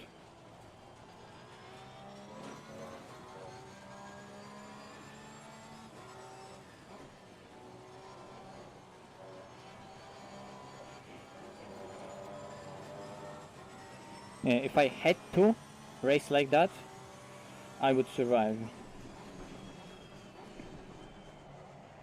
But if I'm gonna have to have mixed setup, we're gonna do something in a minute.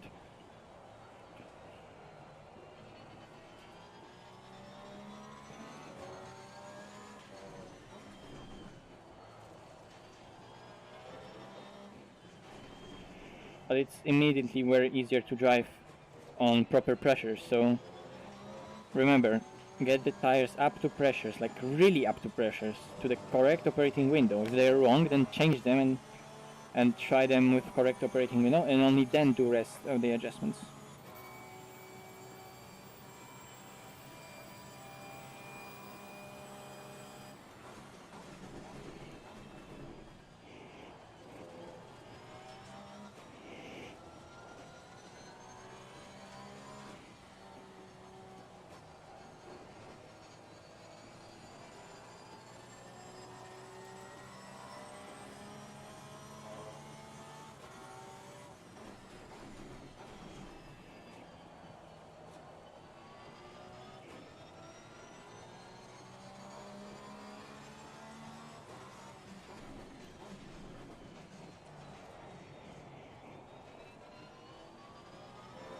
Yeah, you need to just get a bit more used to the car that's more twitchy, but then it's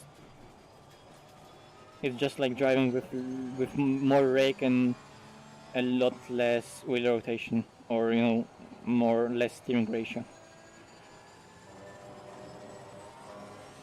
But it's very much manageable.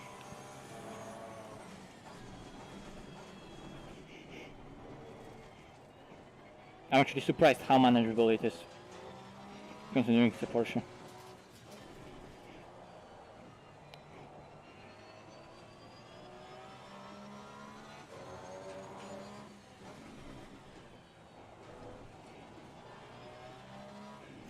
I guess since 1.6, even mid-engine cars and Porsche are really good in the rain.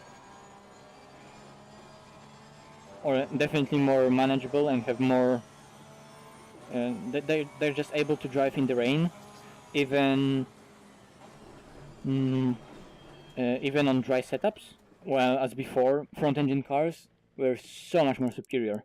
They still are, I guess, but this is really, really improved in terms of like, you know, they changed some little stuff with tires, little, and suddenly mid-engine cars are better in the rain. Who would have asked? Who would have guessed? Let's see what's going on here. A lot of comments.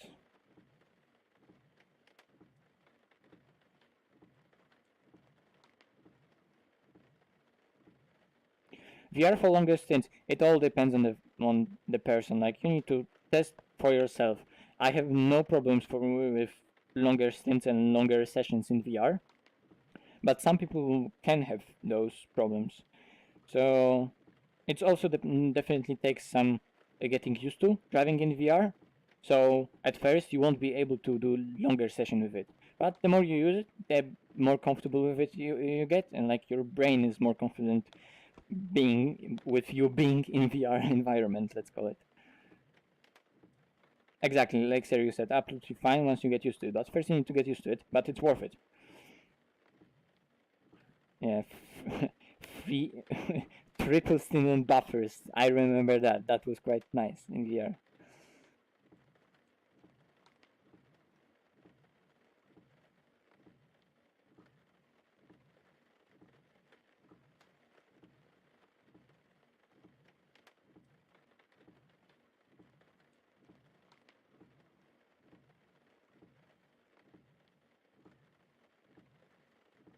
For example, when it comes to like camera movement, I use those settings that I have locked to horizon 70%. So it's not like locked to horizon, and it's also not locked to the car. I know there is that app that's called what is called real head motion or something like that, and on single screen it works perfectly, but it doesn't have any support for VR.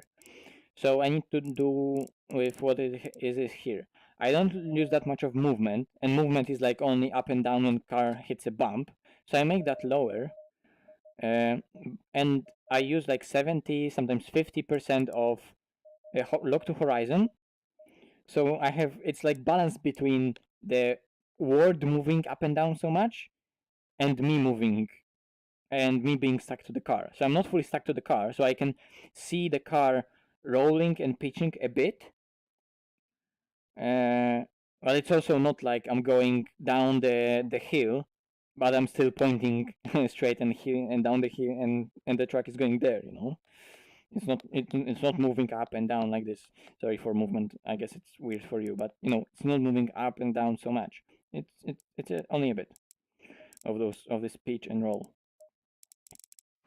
I find it most comfortable like that.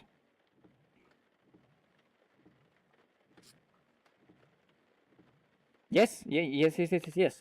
It does affect VR camera.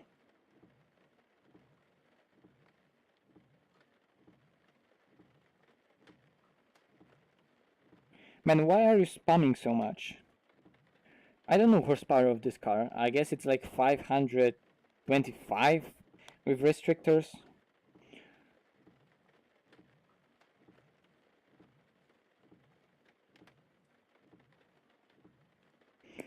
Okay, I'll try to make it more user-friendly in the rain. So, I'm gonna do 1 to 3.5, 1 to 3.5, 1 to 3.5, 1 to 3.5. Nothing crazy, but a bit less camber. It's gonna lower tire wear as also. Pressures were actually fine, so let's go. That was like 26.9, 27.1, 25.5, 1 to 3, and 25.5.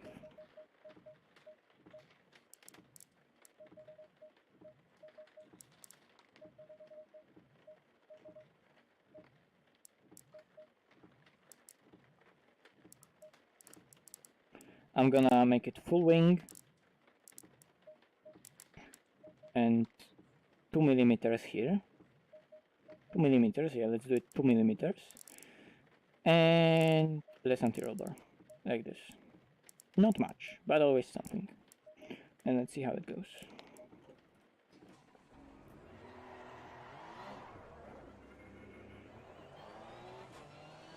Oh yeah, and I need to watch, of course, pick the wet tires because I'm on dries.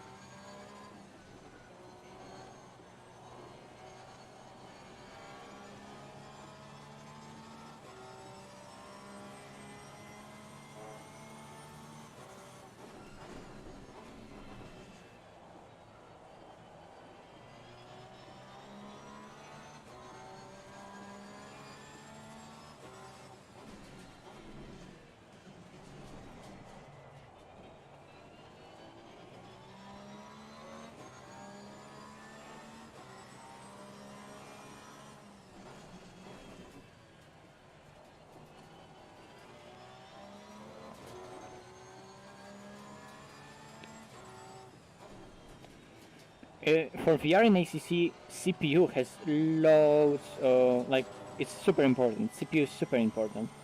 What bottlenecks me when streaming is the CPU, and I have i7-9750H. Yes, it's mobile i7-9750H, but it's still i7 and it struggles when streaming in VR. And the CPU is the bottleneck, not the GPU. ACC overall has so many more bottlenecks apart from GPU. People think like the Unreal Engine is so, and that's optimized so badly in terms of graphics. But fast RAM, good CPU, overclocking CPU, it has such an effect on ACC performance. No, I don't have CarX driving racing online game. I don't really drift that much. I played it on my phone, you know, for fun a few times, but I'm not really into drifting.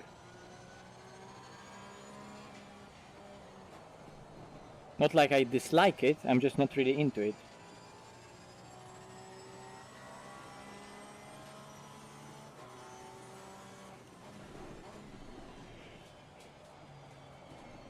So the car is already handling really nice. You see, and we changed like 2 millimeters ride height, 1 click of wing, one click less ARB, and a bit less camber. I think like this is a good ways to improve the car in the wet. Like you don't necessarily even need a bigger toe, and toe usually increases stability a lot. But because wet tires, usually in light rain, that's really common, get really hot, that toe is just gonna burn your tires on the straight when you need to cool them down. So lower toe in the rain is actually gonna keep the temperatures in shape, and temperatures and tires in shape.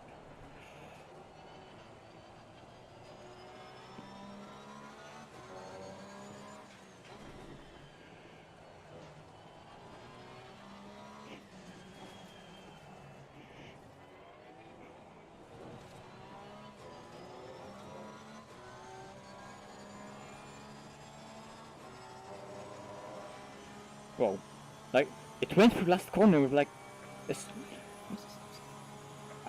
Wow, this was weird. You guys probably didn't notice, but I felt it in FFB. It went through the last corner with such like weird gradual slide. Like look at the car's movement. It's like, yeah, you can't even see that slide, but look at the very exit, how it reacts. I'm gonna play it in slow motion. Like from here towards the exit. Look how it closes that line with, like, you know, you see here it washes out to the outside, but then it's straight. Wow, that was weird, but it didn't, like, I felt it didn't really need any correction. And yeah, but you can see how on the limit the car is, you see? Yeah, wow, super balanced. But with worse tires, it's gonna be even worse. So that would need probably a bit less camber, even for the wet at least. But if that would be mixed conditions, few clicks here and there, I know what to do and I see it works. Okay, what's the time? Yeah, okay, we have 30 minutes before free practice starts. And when free practice starts, maybe at least for free practice, I'll try to join still on the stream. I'll try. But then when qualifying starts, I'm gonna just end the stream because first I'm not gonna be able to focus on the chat. I'm not like Jardier, and the internet, I guess, is just not gonna allow me to drive properly with ping as it should be. Okay, cloud cover 25, no rain, optimum grip. Yes, practice at 1 o'clock. That's gonna be qualifying, and let's go. We're gonna do some low quali runs.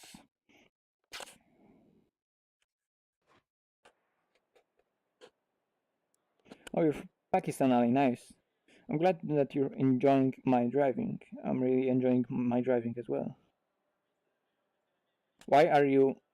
Why are we yelling? Why are we yelling? Like, why are we yelling? Are you asking him why is he yelling with like caps lock? Yeah, Ali, don't use that much caps lock. Like, I can read what you're saying. When I read the chat, I read all the chat.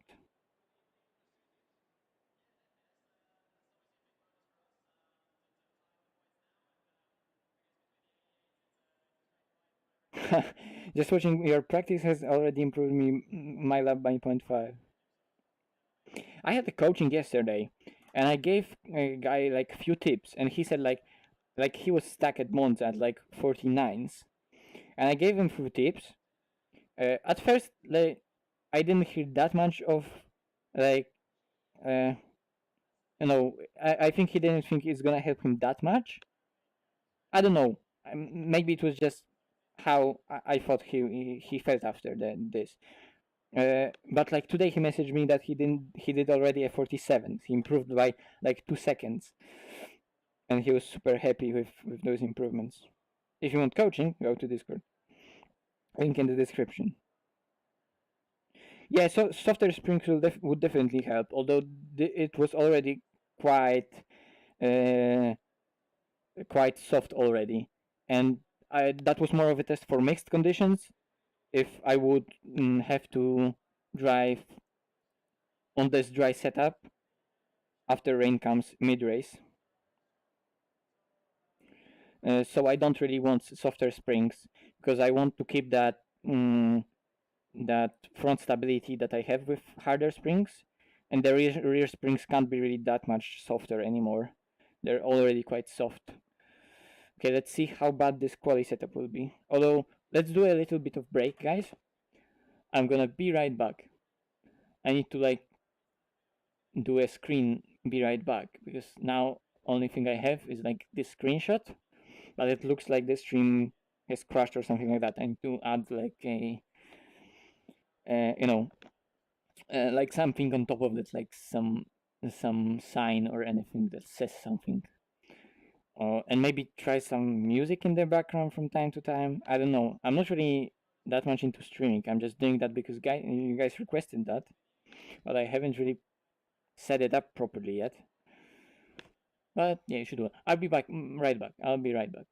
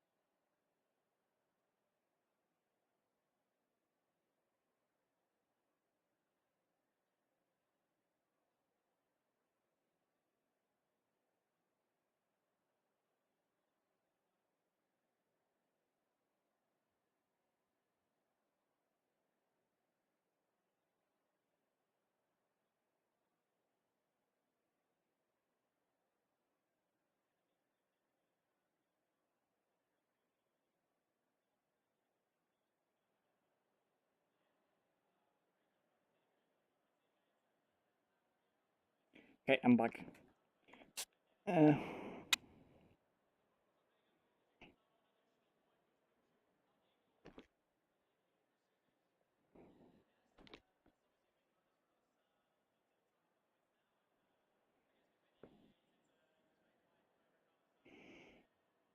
Checking in with my home planet. Yeah, I'm done checking in with my home planet. My home planet is good. They're all good there. So I'm back. Yeah, there is streaming ACR. I saw his stream. It just haven't started yet. I mean, you know, we're not on the server. It's still like half an hour until free practice starts, and like an hour until qualifying starts. But I didn't have much to do today, so I decided, okay, fuck it, I'm gonna practice finally. Like, this is probably the longest practice for an ACR race that I have ever done. And I was a season 4 champion. Like, almost no practice. Some would say it was a car.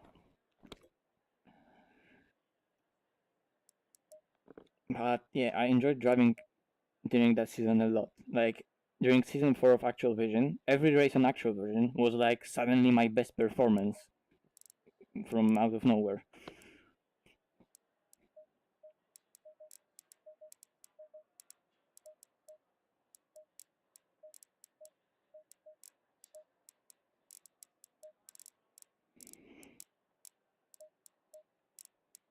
Okay, like the same, just full wing. And higher temperatures. So let's see.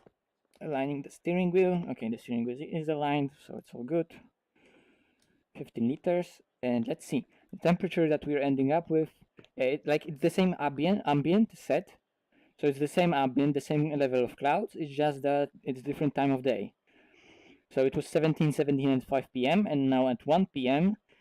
it's 25:33.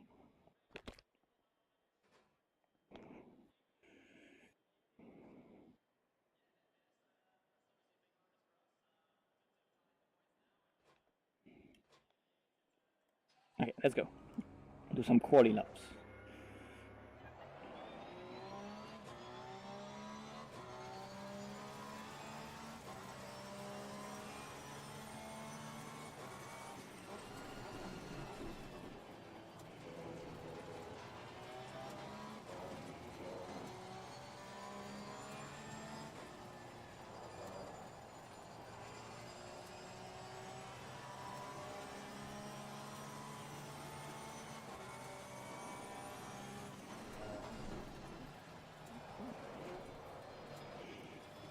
Low pressures.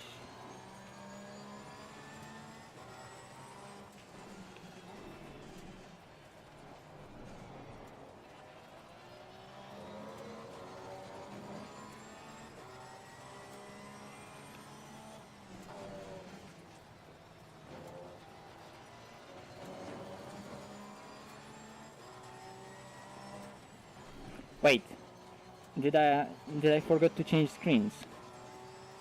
Oh yeah, right. Okay. I mean, you know, if I forgot to change screens, that means I'm a professional streamer. Finally.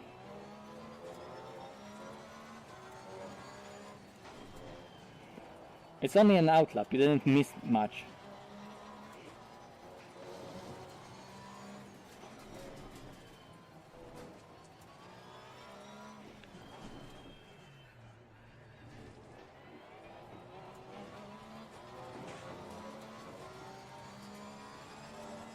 I wasn't changing tires in the pit stop, so I don't know what sound you heard exactly.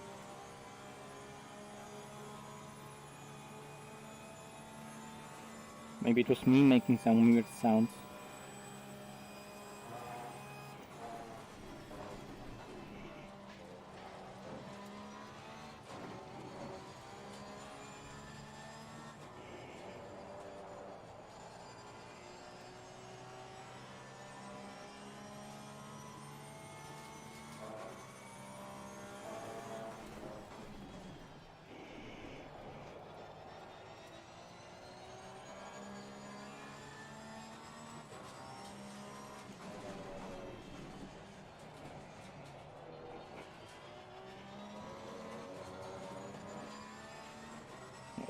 that was close with track limits. Tires are still not yet up to pressure. That was again close.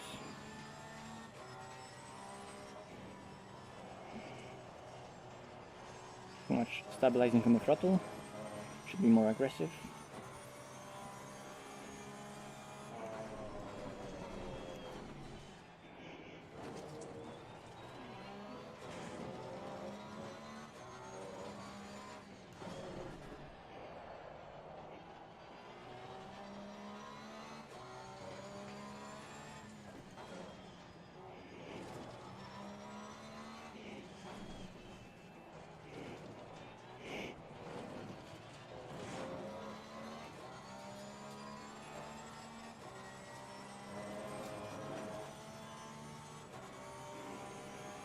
To 9.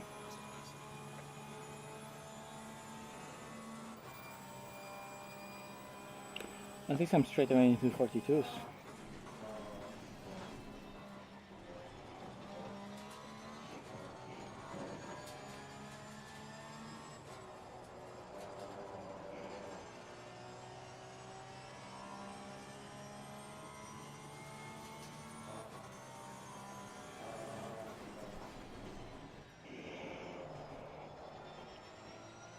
That was bad.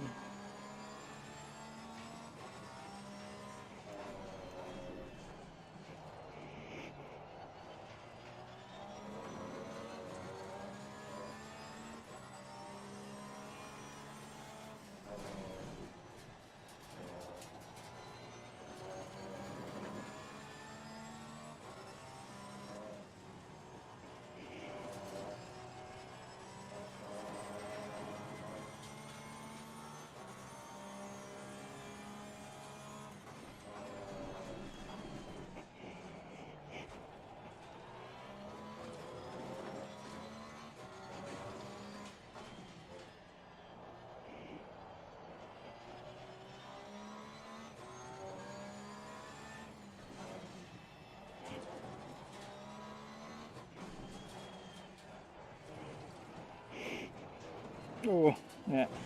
The rear started overheating. There was 2 times.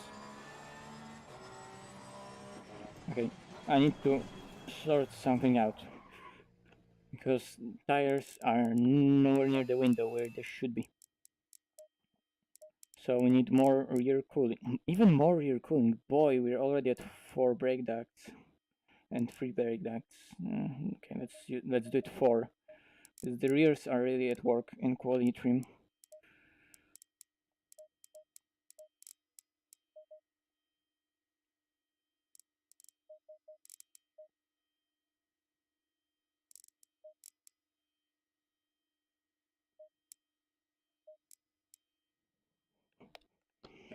Okay, let's see now.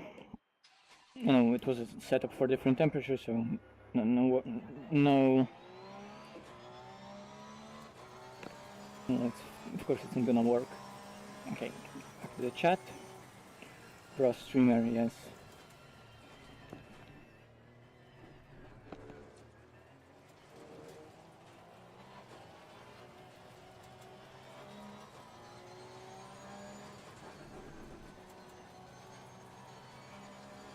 I mean, that's a nice screenshot, isn't it?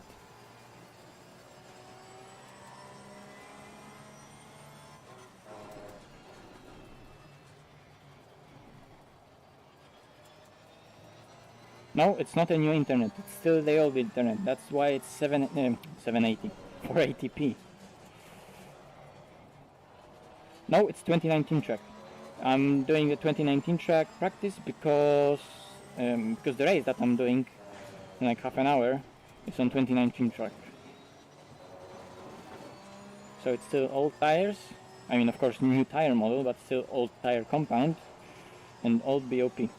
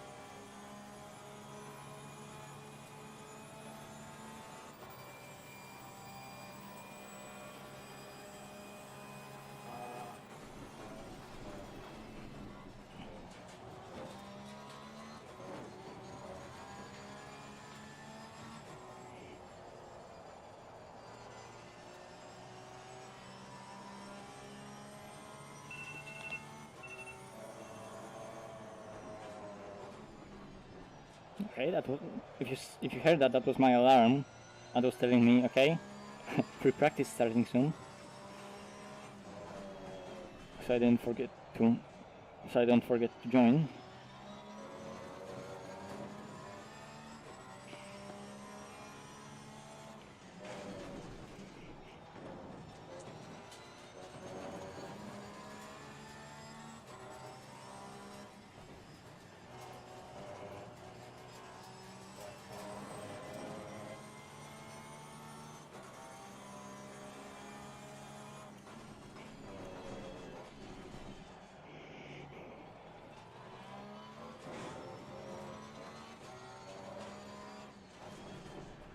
Whoops.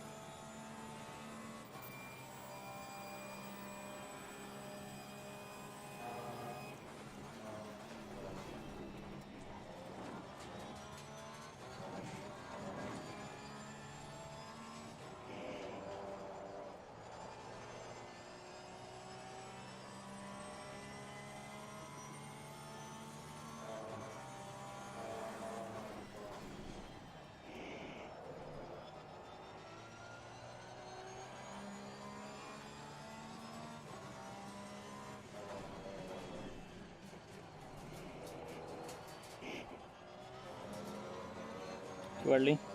Turned in too early.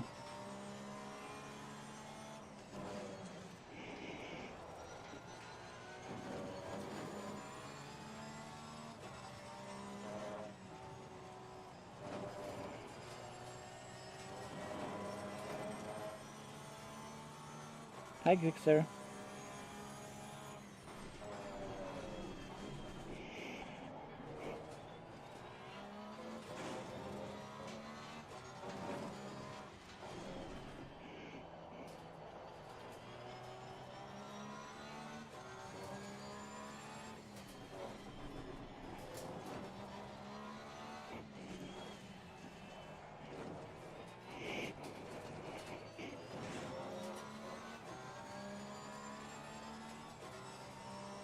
Okay, wasn't perfect and was invalidated, but that was 42.6.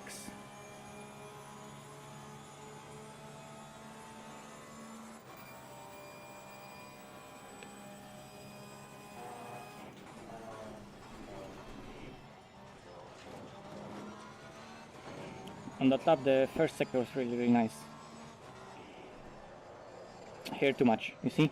Oh, it snaps. Rather than trying to catch it, I started saying, oh, it's wrong.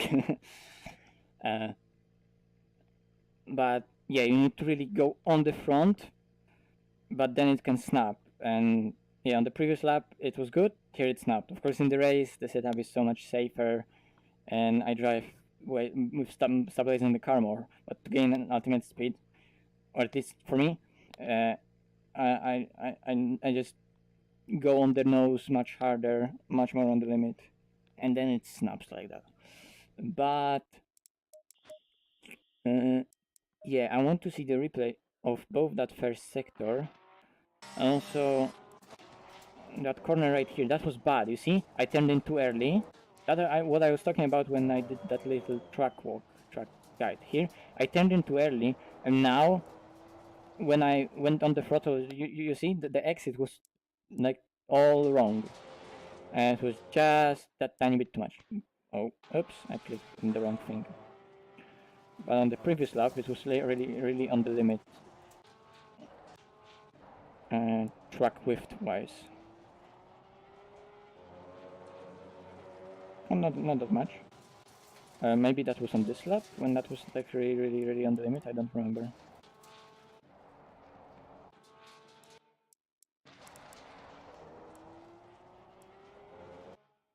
Yeah, that was really on the limit. Oh Jesus, that was really on the limit. That was within track limits somehow. Oh my god, that was like, yeah, we've been the very, very limit. Look, that was literally centimeter. Oh boy. So the first sector, how it was.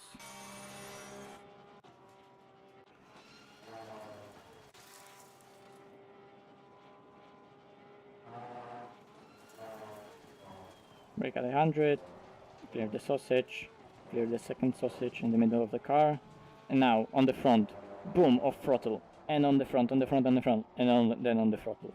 But look at that first part of turn 3, how on the front and like I go on the front, a lot of load, I put a lot of load on the front by decelerating, and look how much it turns. You can see how sharp it just dives into the corner. Here, boom, off the throttle, and it just hacks that inside here, and then I accelerate.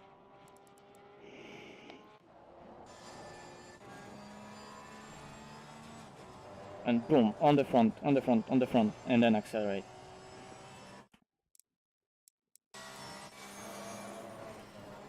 Here, that was also nice. Just later apex and accelerate earlier, and drive all the way around.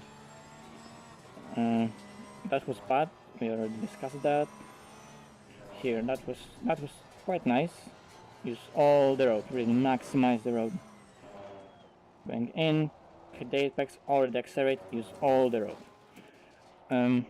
Yeah, here I guess it wasn't the best, but then I gained quite a lot in the last sector. Here, hairpin was really nice, applied the traction beautifully.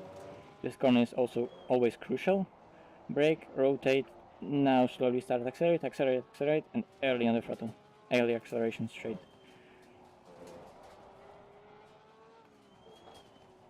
Yeah, you see how nice it trail braked and hacked the inside here. In. And the action exit, sorry, and exit. It slid a bit, like just a bit. Here, you see, it was a bit unbalanced, and it was all wrong. That's how you do mid 42s with 25 track temp.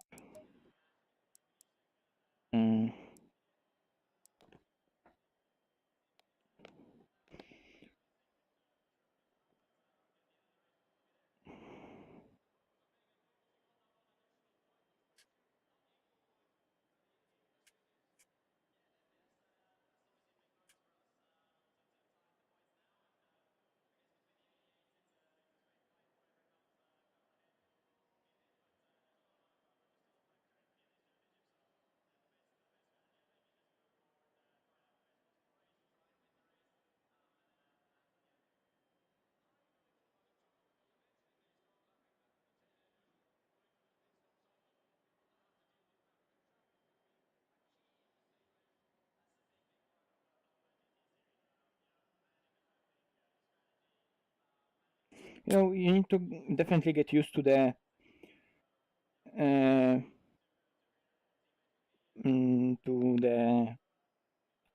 to both VR and single screens. If you're used to driving on single screens, if you jump into VR, you're not gonna gain straight away. You're gonna have to get used to it. If you drive in VR and then you go back to single screen, it may be a bit harder, but again, you can adapt back. It's just harder to go back.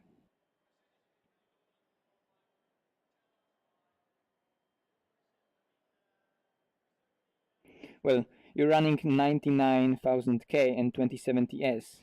I'm running on a laptop, mate.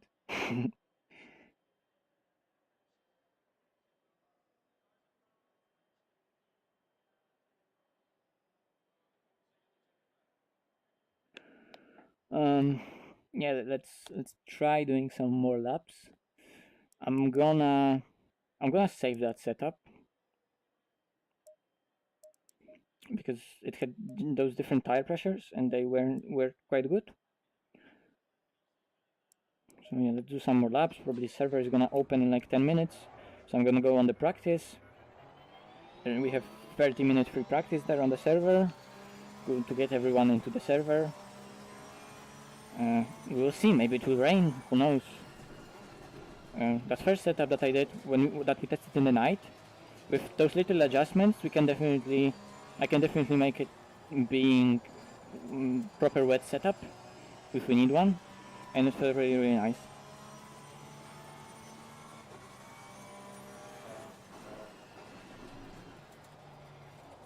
It's just so much testing. I don't remember last time when I did so much testing before a race.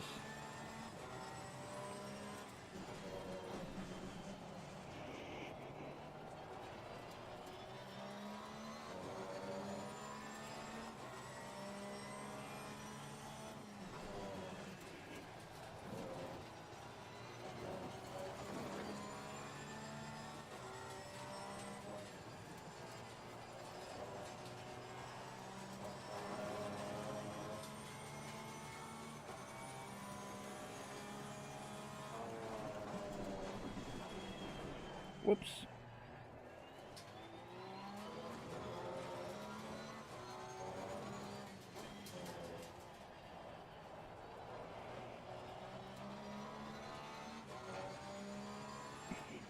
And because they are getting so hot, you need to run like really low cold pressures. Therefore, it just takes longer to get them up to temperature. Like, even though up to pressure, sorry. Even though it's hot, you would think that tires would get temperature so much faster. But you're starting from so much lower pressures, it takes more time for pressure to stabilize in hot conditions.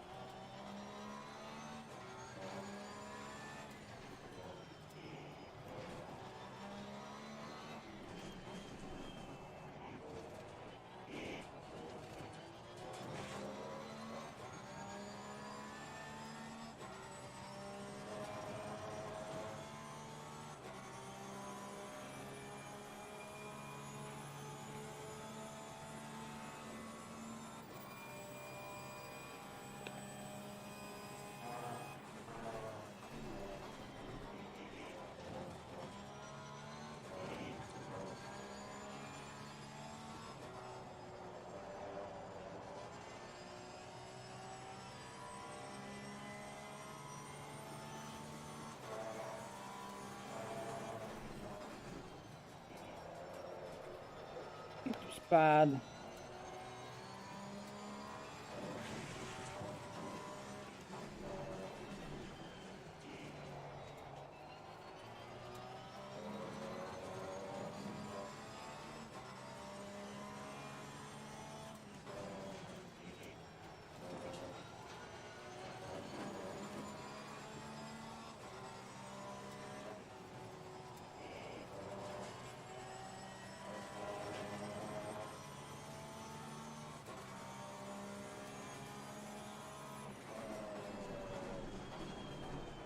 That was also bad.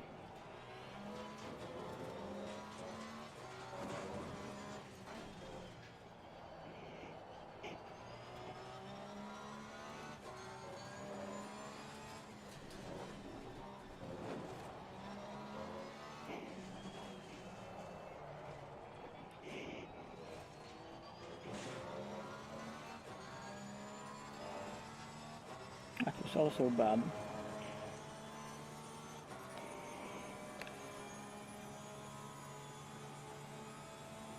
Nah, in VR mirrors are just shit, unfortunately.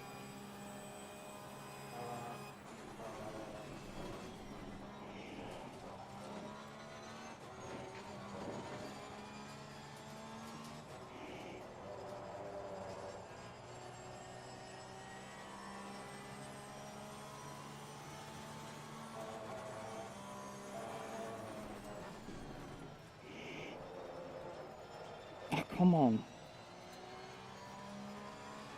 The rears are so overheated there.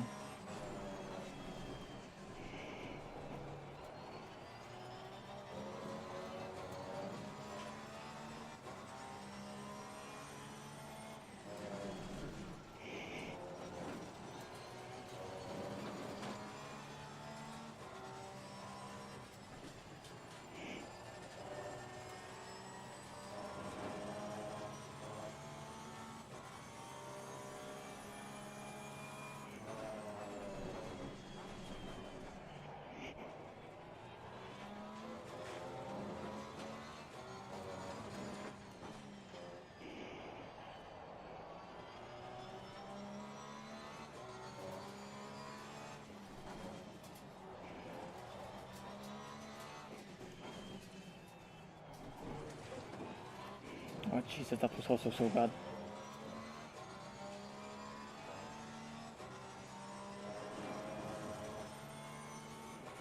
Another 42.6 valid one. I don't know, 42.4? Maybe that's what I can do. Let's see, we can still one lap on this field.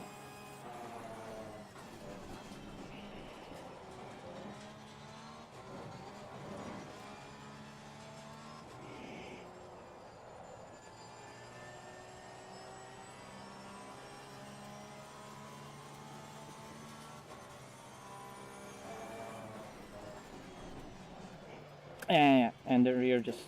On that corner, the rear is so unstable.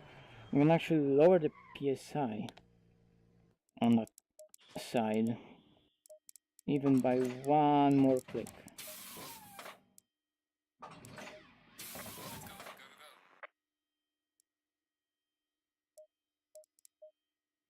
They're just so hot. It's probably not gonna make much difference, but you know, always something. What's the time? Okay, free practice is open probably. I'm gonna get there.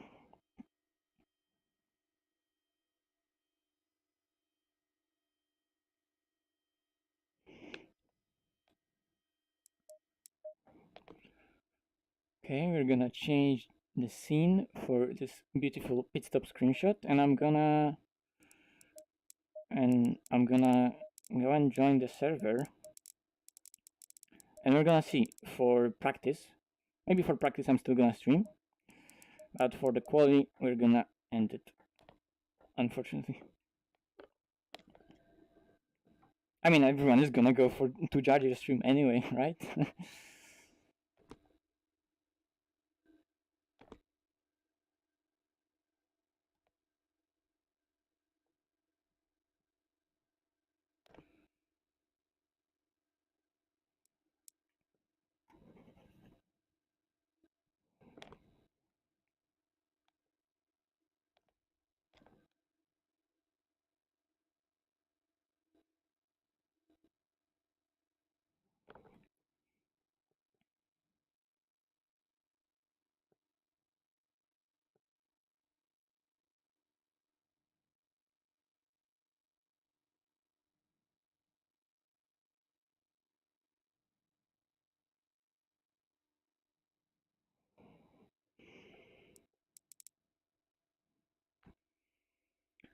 um, Sorry guys, give me a moment because I need to find a password, but of course I can't show it on the stream.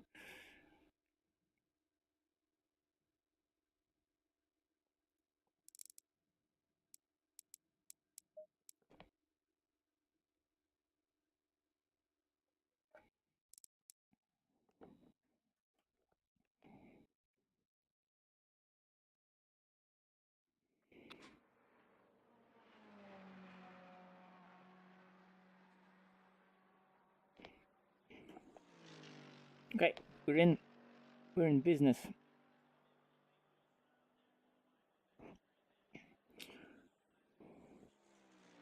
FPS go brrr.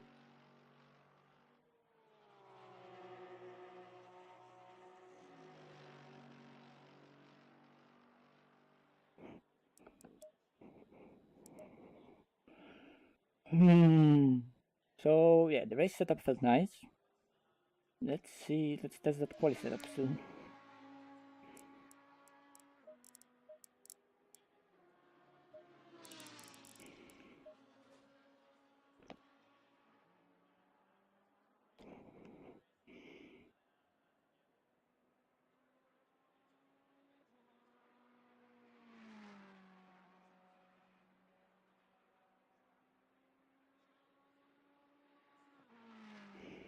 What did I do that I hurt you?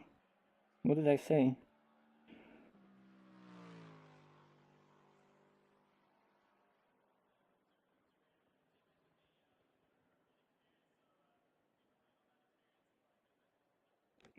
No, I can't. I can't show it because like with other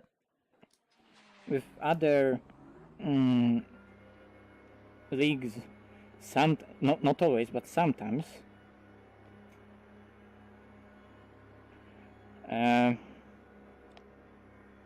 Sometimes you know it's still, yes, it's passworded because it needs to be passworded for certain game mechanics to work, like pit stop, drive incidents, and so on. But it's still entry list.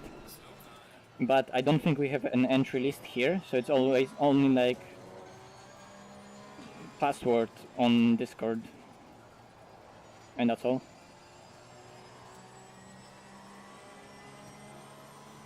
Yeah, I mean you can see that it's lagging. My FPS is going up and down and up and down, so let's see. For free practice I can still stay live, but yeah, for quali I'm definitely going off, unfortunately. Hi Nico.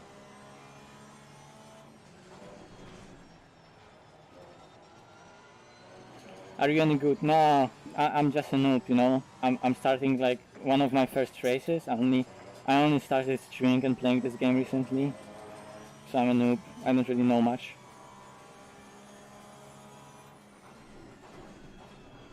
Haha, okay. Where is Luca? Is Luca here? Luca is off pace Metze. Where did he finish yesterday? He was blaming the Audi, right? It's just him being off pace Metze. I'm joking, Luca.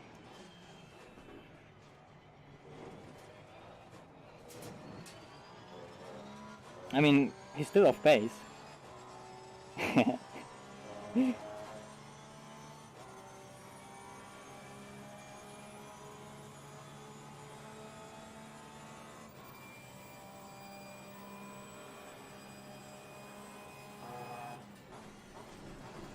Yeah, you know, I decided, oh, maybe I need to stream to, you know, ask people for some advices, because I didn't really know how to drive that car. But people told me it's really fast, like overpowered, so it was like an obvious choice.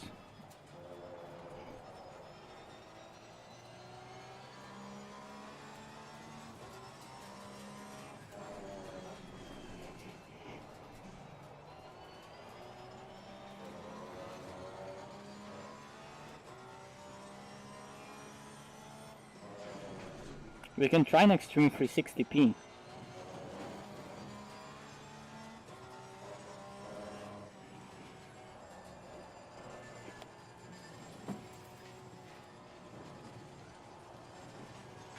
That's just alternative line.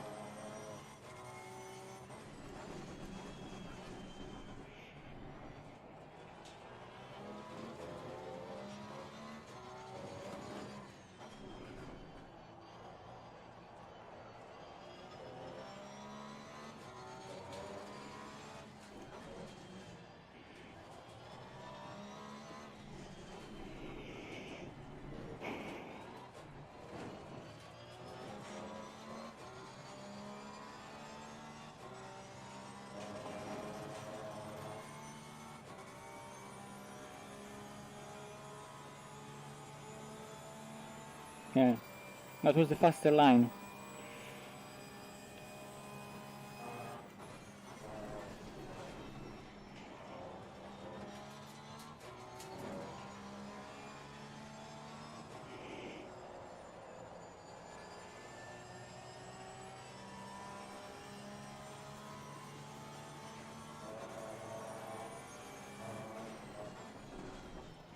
That was esport line.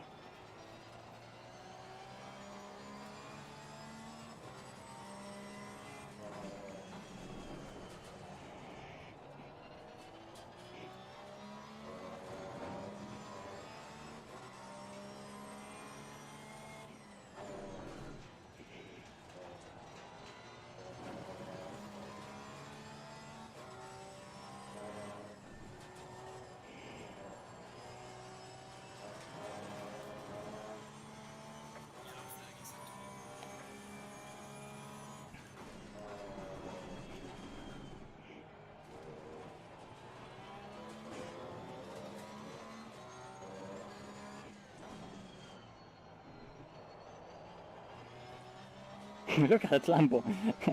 Just like going side to side, wobbling because of the netcode.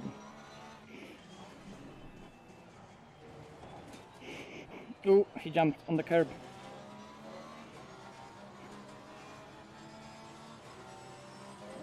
No! No! No! I killed him. Netcode. Well done, mate. Personal fastest lap. Oh, I think that was Baldwin.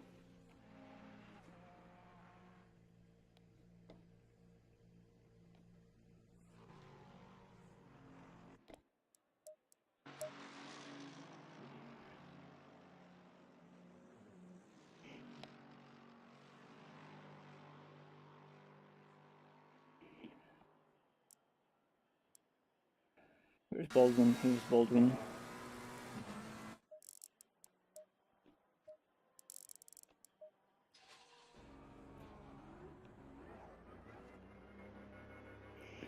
Pedal. Throttle pedals go vroom. Oh! So I need to... Okay.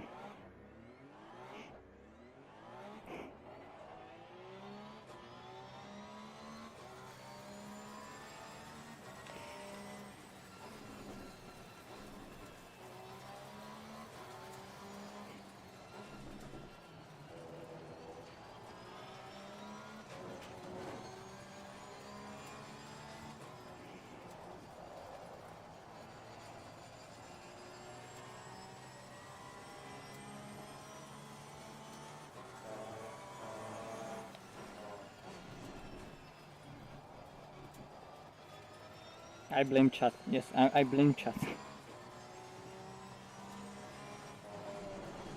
Hey, thanks, mate.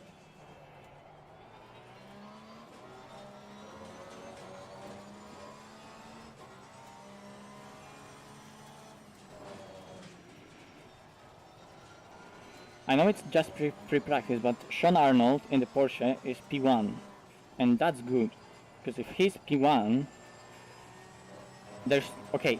It can be bad and can be good. It's either him being really, really good at Barcelona. I mean, he's still a tremendous driver.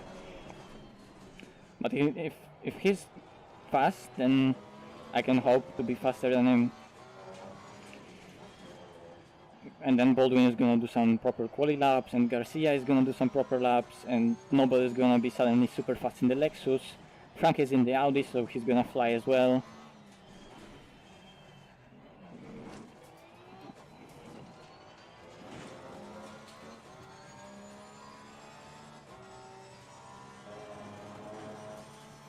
For stream coverage, go to Actual Vision on Twitch, or you can watch the race from Jardir's perspective. He's always streaming. But after free practice, I'm gonna have to end the stream.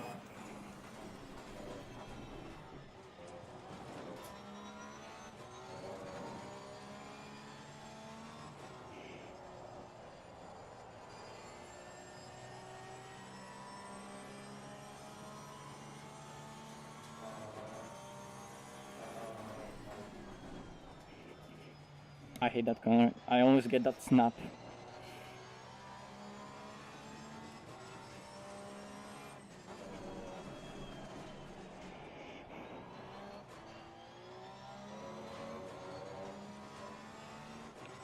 can be P0.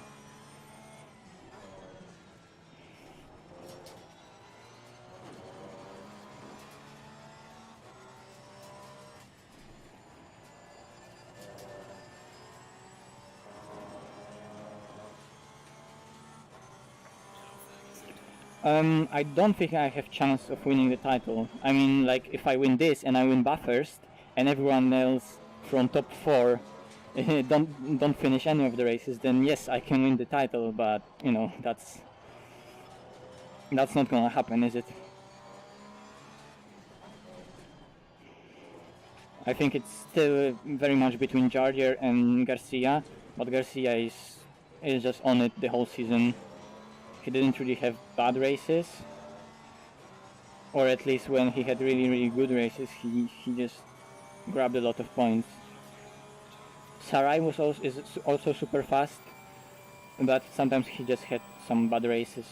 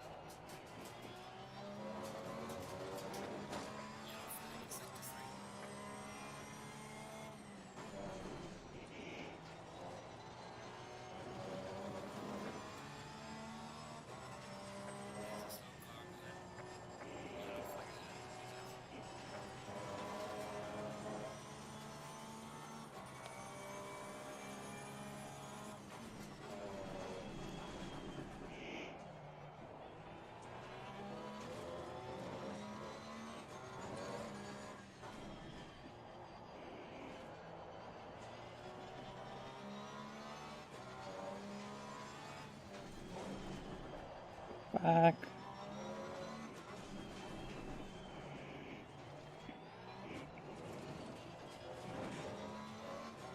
I don't know, it's gonna be time for...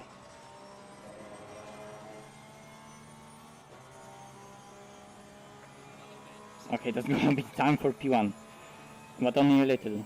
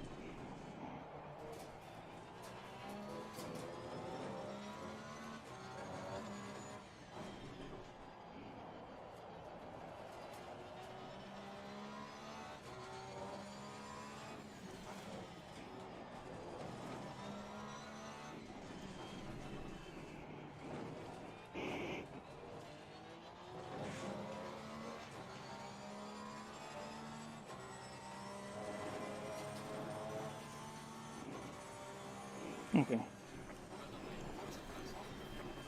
40-8, that's the lap, and I guess that's gonna be it for the stream.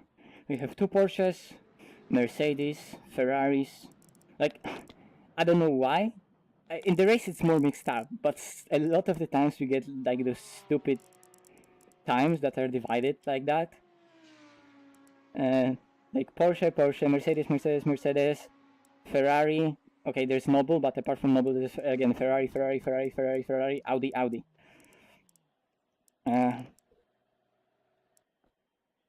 But yeah, the I guess that's it. I'm gonna do some more practice now, 6 minutes practice up till the quali. Go to Actual Vision stream to see the stream. Wiem, Michał, straszne lagi. Po prostu nie da się oglądać. Najgorzej. Go to either Judge's stream to his perspective. He's currently not in the session. He is in the session, but oh yeah, he's on the track. So he probably started his stream as well. On Actual Vision, there's official broadcast. And yeah, have fun, and see you maybe next time. We'll see. It was fun as always, and I'm gonna do my best in the race.